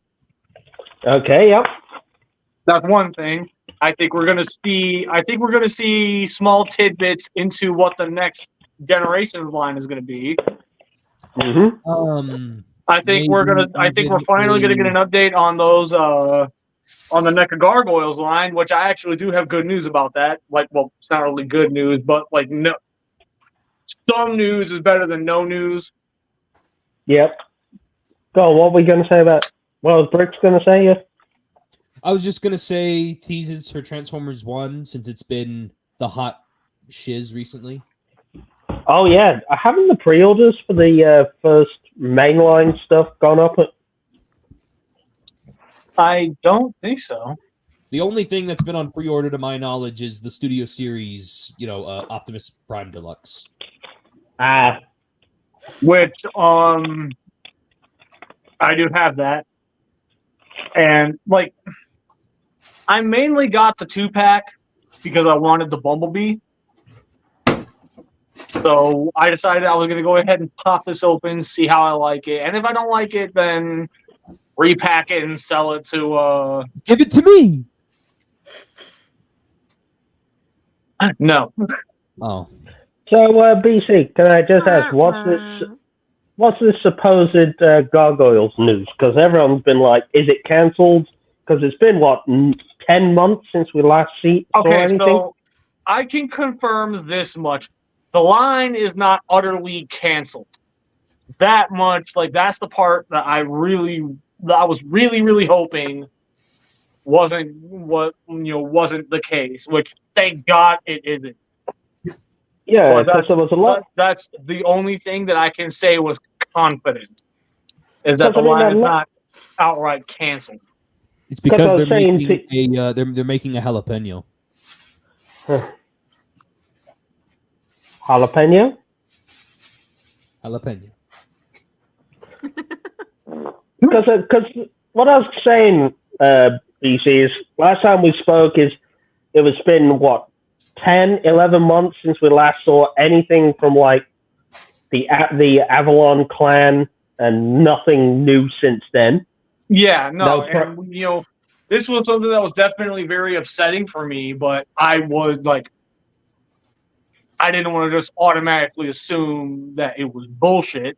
So I decided to go through, and I started looking around and really digging through and finding evidence myself. And The last wave was a. I remembered that I had a store owner who also he actually carries the NECA Gargoyles line. Like he actually talks with the guys at NECA and he gets the updates on what's coming and what's not. Because I mean, I know there was a lot of the stuff regarding the last bunch of figures being shelf warmers, the Vows 2-pack being a shelf warmer as well. Because I mean, I don't know why they decided to end 2023 on 2 figures that people had already owned for 6 years at that point. I actually do have another update on that. So, if anybody remembers Disguised Broadway. Yep. He was a Target exclusive. Yep. He sold out everywhere. Yeah, he was one of the hardest ones to get a hold of. I didn't even know that he did get released. That's how little I cared. But when I was asking about what was going on, he told me that everything that went down with it, like with the sales as far as that Broadway alone was concerned, they were very, very happy with how well he sold. Well, yeah, it just sort of snuck in under the radar, sold out like hotcakes, and in and out very quickly. Yeah. You know, like I'm not gonna sit here and pretend that the entire success of this line is gonna hinge on this one random ass thing. But like one of the biggest things that you did mention was that the sales weren't favorable. I now have proof that wasn't the case. Because the Broadway sold so well, and the Vows 2-pack sold very well. Yeah. And so, but like the Eliza, Xanatos, and the Steel Clan robot aren't selling that well. Really? Because every time the Steel Clan got in at my local stores, it goes by really quick. It's gotta be a different location thing. Like, because I can still find Steel Clan robots just fine, but I struggle still to find Eliza and Xanatos, both his armored and his regular forms. Now, granted, it doesn't really matter to me at the end of the day for one sole reason: I have the figures already. What do I need to care for? But the point is, what I'm trying to get at is the big worry was that the line was canceled. I can confirm it's not canceled, but unfortunately that's as far as I can go. Yeah, I can understand because we hadn't heard anything for almost a year now, and obviously a lot, and we'll remember a lot was teased at Toy Fair, including the Avalon Clan and Macbeth. And I'll definitely agree with you there, but here is where I am going to hit you with some knowledge. Remember when I said they have the molds, they have the sculpts, why not just release them? I was very much correct in this. They do fully intend to release these, but right now the going theory. There's no confirmation on any of this, so I'm making that one clear. I'm not saying that this is confirmed. This is strictly based on what I was told. I'm not stating this like it's fact. Yep. But what I have been told, the line is indefinitely delayed. It's still on the rest of the figures are still on the docket. They still have plans to do others. I don't know who. All I know is they do plan to do more figures. But as far as I know, the characters we saw at San Diego, we will be getting them. We just need to wait. Well, we saw the painted prototypes. We saw the painted sculpts of Macbeth and what was his name from the Avalon Clan? Gabriel. Gabriel. So we know at least those two are finished. The only question is who will be joining them. I'm not sure. Because I mean, there was loads of talk about the Weird Sisters, Puck. Yeah, there's still a lot of characters that I deeply want. All right, Briximus, write in chat your name on console, then we could be friends and help on games for you. I mean, Brix, are you comfortable doing that? I don't know. Yeah, look, it gave me really creepy vibes. I ain't trying to fucking like get in the middle of anything here, but this seems real sus, real suspicious. But like this feels very, very weird. Yeah. So I would rather you guys take this to a private conversation and not do this in my comment section. So, Rob, I was going to say, Rob, anything you're potentially hoping to see or looking forward to for San Diego since it's right around the corner? I honestly,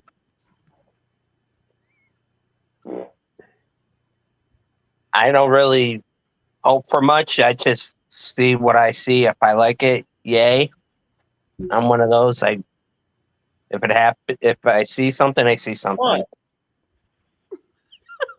I looked up too. I was trying to figure out who did that too. I was too. I thought it was you, Bees, because you always do We that. all thought it was you that time. What was that? I can understand that. Who did that? Who did what? Who farted? You told me you did not hear that loud ass fart noise. No, I didn't. Bees, I swear to God, if you actually manage to learn how to keep a straight face, I'm gonna smack the shit out of you. I'm being serious. I don't know who that was. I'm not. Are you kidding me, Rob? It wasn't me. I mean, it wasn't me. Rick? No, it wasn't me, but I was about to pull up fart sound effect. It's be funny, but I can't find it. It's not You mean that someone pooted live on camera? Trust me, my microphone can pick up all kinds of noises, but it wouldn't pick up that. Well, to be honest, I'm on noise-canceling headphones. So I'm surprised it picked up. I think it was Bees. Bees just wants to, not admit that he did that for once. It wasn't me. I'm being honest. Seriously. Seriously, if you actually look at me every time I fart on the stream, I'm like leaning, lifting a cheek. No, you don't. I'm not even subtle about it. Okay, then you know what? Here's what we're gonna do. Which one of you did it? And you better speak up and be honest. If it was you, admit it and fess up. Exactly. I will zoom in on who I think it is. I can't believe I'm just trying to discuss SDCC and what we're hoping to see, and I didn't even hear anything go. So I swear to God, hand on heart, I didn't hear nothing. I just seen BC looking confused, like. I mean, he was looking confused. I heard that. I jumped up. I naturally assumed that it was Beast.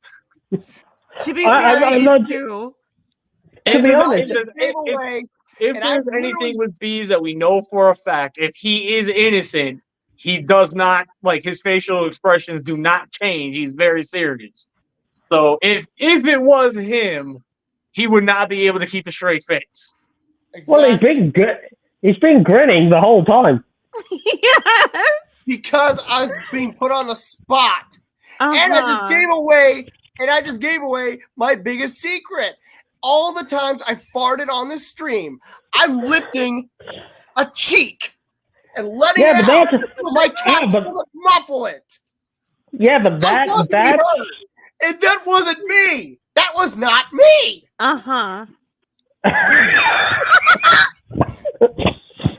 was not anticipating this to be the conversation we'd be having tonight in the afternoon.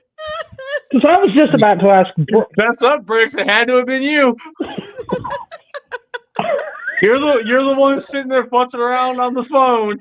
The random noise goes off, and you went quiet for a second there. It had to have been you. Right? It wasn't me, okay? Oh my gosh. Come on, Puka. Come on, Okay, then who Puka. do you think it was? Who do you think it was? Because I know damn well it wasn't me. It wasn't me. Well, I was going to say, Dreamer's a lady, and girls don't do things like that. Nope. My sister would beg to differ on that one. Yeah, I've dated some women who could. Well, if Just I prove did, that. I would have fessed up and said, "Excuse me." So it was not me. Yeah, and And if it was actually Bees, he'd have given in by now and fessed up and admitted it was him.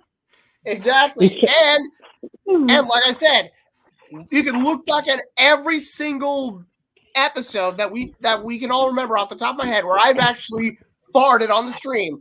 I mean this way or this way, so I don't let my couch muffle the fart because I'm wanting it to be heard. We've been Sorry, you accusing voted- each other of who's farted over the past I 5 minutes. booted. That's my MO. Was it? I love the fact that we went from San Diego Comic-Con to the mystery of the to the mystery poop. No. Talking about here's a sending better name. avocado gargoyles to who done it. Okay. I'm gonna ask. Okay. I am going to ask one more time, and then I will drop it. I swear to God, it wasn't me. If you did it, fess up. No one will yell at you. We'll probably laugh at you, but no one will yell at you. If you did it, fess up. Hey, who smelt it, dealt it. Those who did the rhyme did the crime. Woody? Woody? He who smelt it, dealt it. The one who made the crime. The one who made the rhyme did the crime. That's you. That's you then. I'm gonna have to say, BC farted himself awake like a dog.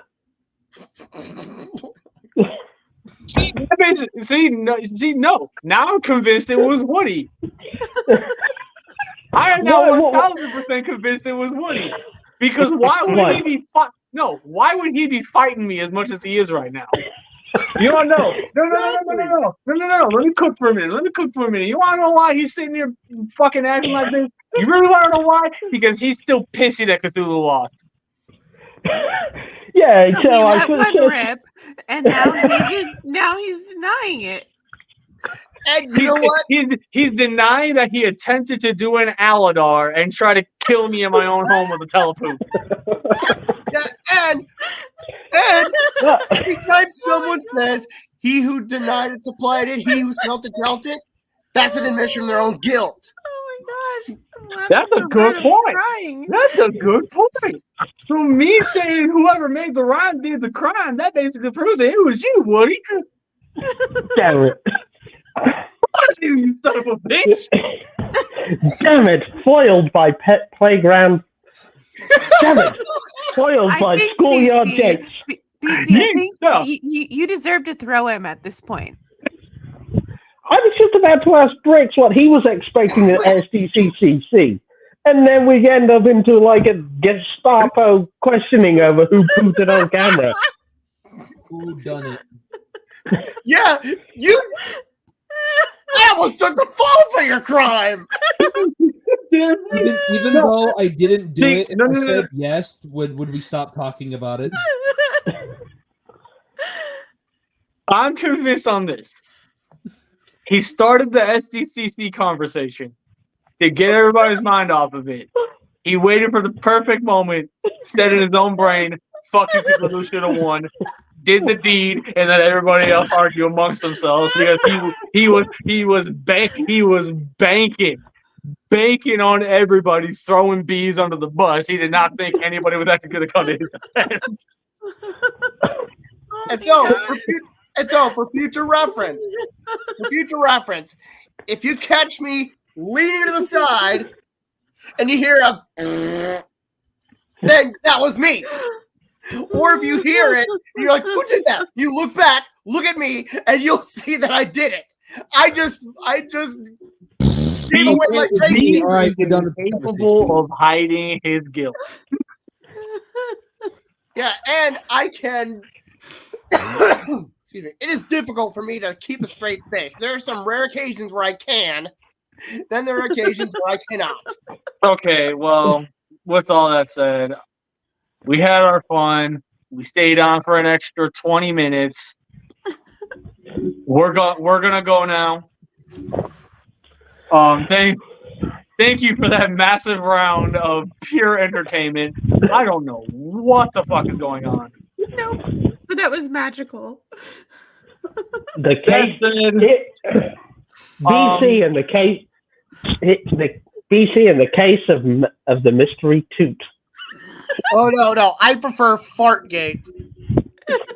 Anyway, so next week's topic, next week's scrap battle, just in case for some level of actual remembering. Hey, this is what's going on.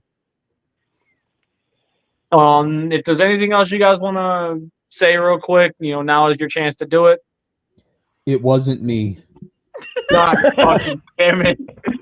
We already have the culprits. He caught me pooting on the Scrapyard. It wasn't me. Oh my gosh. Caught me pooting on the Scrapyard. It wasn't me. Caught me shitting in my pants.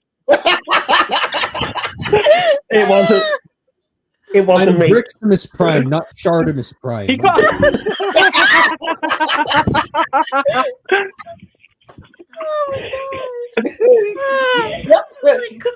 I'm laughing so hard. Oh my god. He even caught me watching my ass. It wasn't me. Oh my god. I'm crying. I'm laughing so hard. Woody tried to teleport, but his bills were too high. Ooh. He attempted to kill BC, but his bills were too high. Now his leg is fucking broken, and we know why. Man, his bills are too high. His bills are too high. His bills are too high. By the way, you guys need to remember, this is a married man. Yes, okay. BC caught me pooting on the Scrapyard. It wasn't me.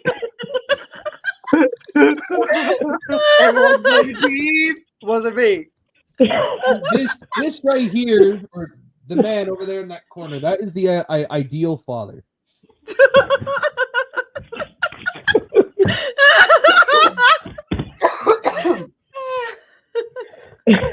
He was gonna build Legos, but his bills were too high. He was gonna go out and buy a new set, but his bills were too high. Now he's cleaning all the dust up, and we know why, man. Yeah, his bills are too high. His bills are too high. His bills are too high. Okay, I'm still recovering from strep throat, so I'm gonna sound like a dying turkey when I sing, which I don't normally sound like that. So bear with me.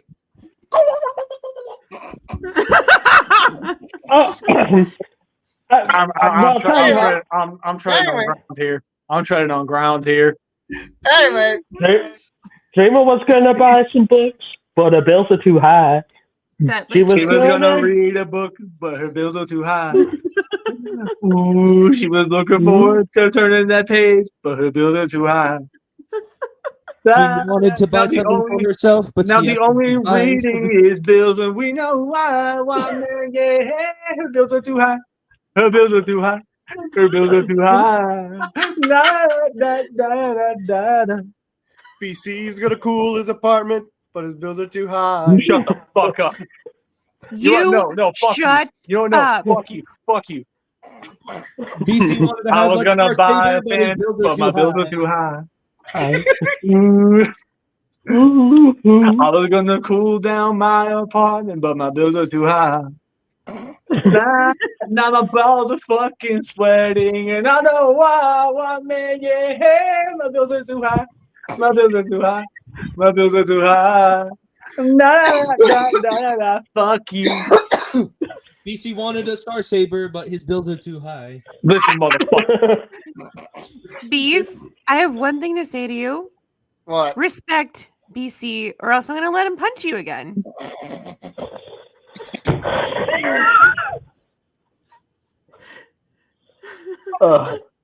I was gonna go to a convention, but my bills are too high.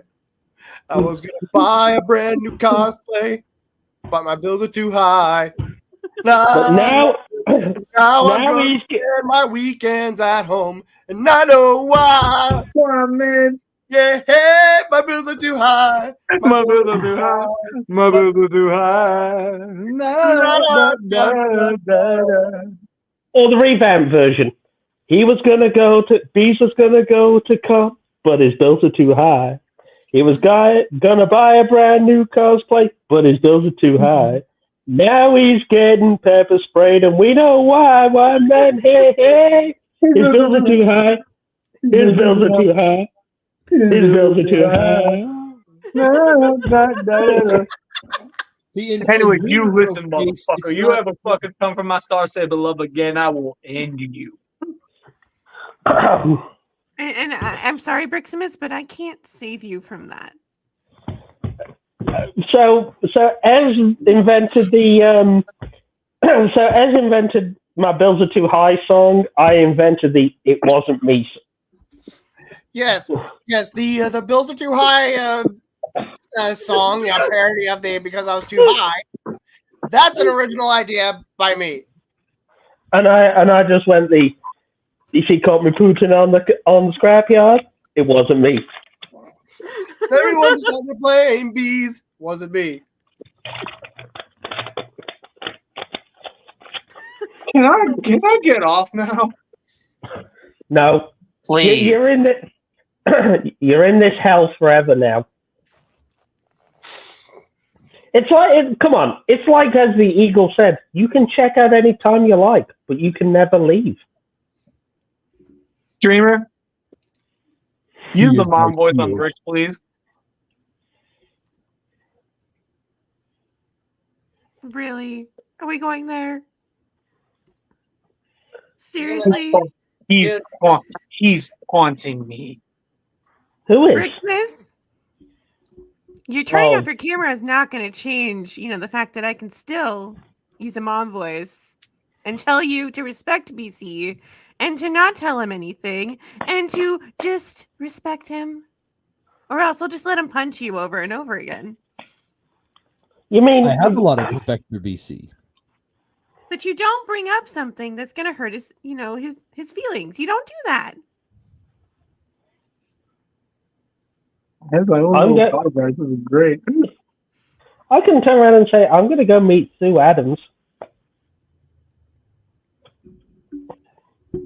Woody, Mm-hmm. do you want me to let him throw you out a window and Nope, not open it's all it? good. Hey, Rob, duck. Next scrap battle: BC versus Woody. BC wins fatality. Fuck you. 1776, round 2. Finish him.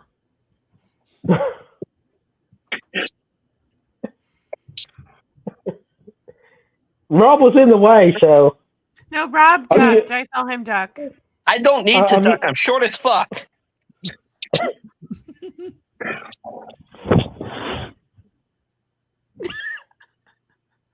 Ow. You did that to yourself. You did that all to yourself. Did you learn a lesson? Did Can you I learn a please? lesson today? Can I please end the stream? Yes. Let BC end it. Well, Retired. BC has the power to end it. He chooses not to. Yeah, because everybody's so fucking. Oh my god. Yeah, and I gotta work in the morning. So That's basically, your DC, decision. what you're saying, DC, is you don't have control over us. Fucking DC. I've been fucking Rob. I've been Woody. I'm Dreamer Girl. Flaming bees. Brooks in this time. And we will catch you guys next week. See you next week. See ya. Peace.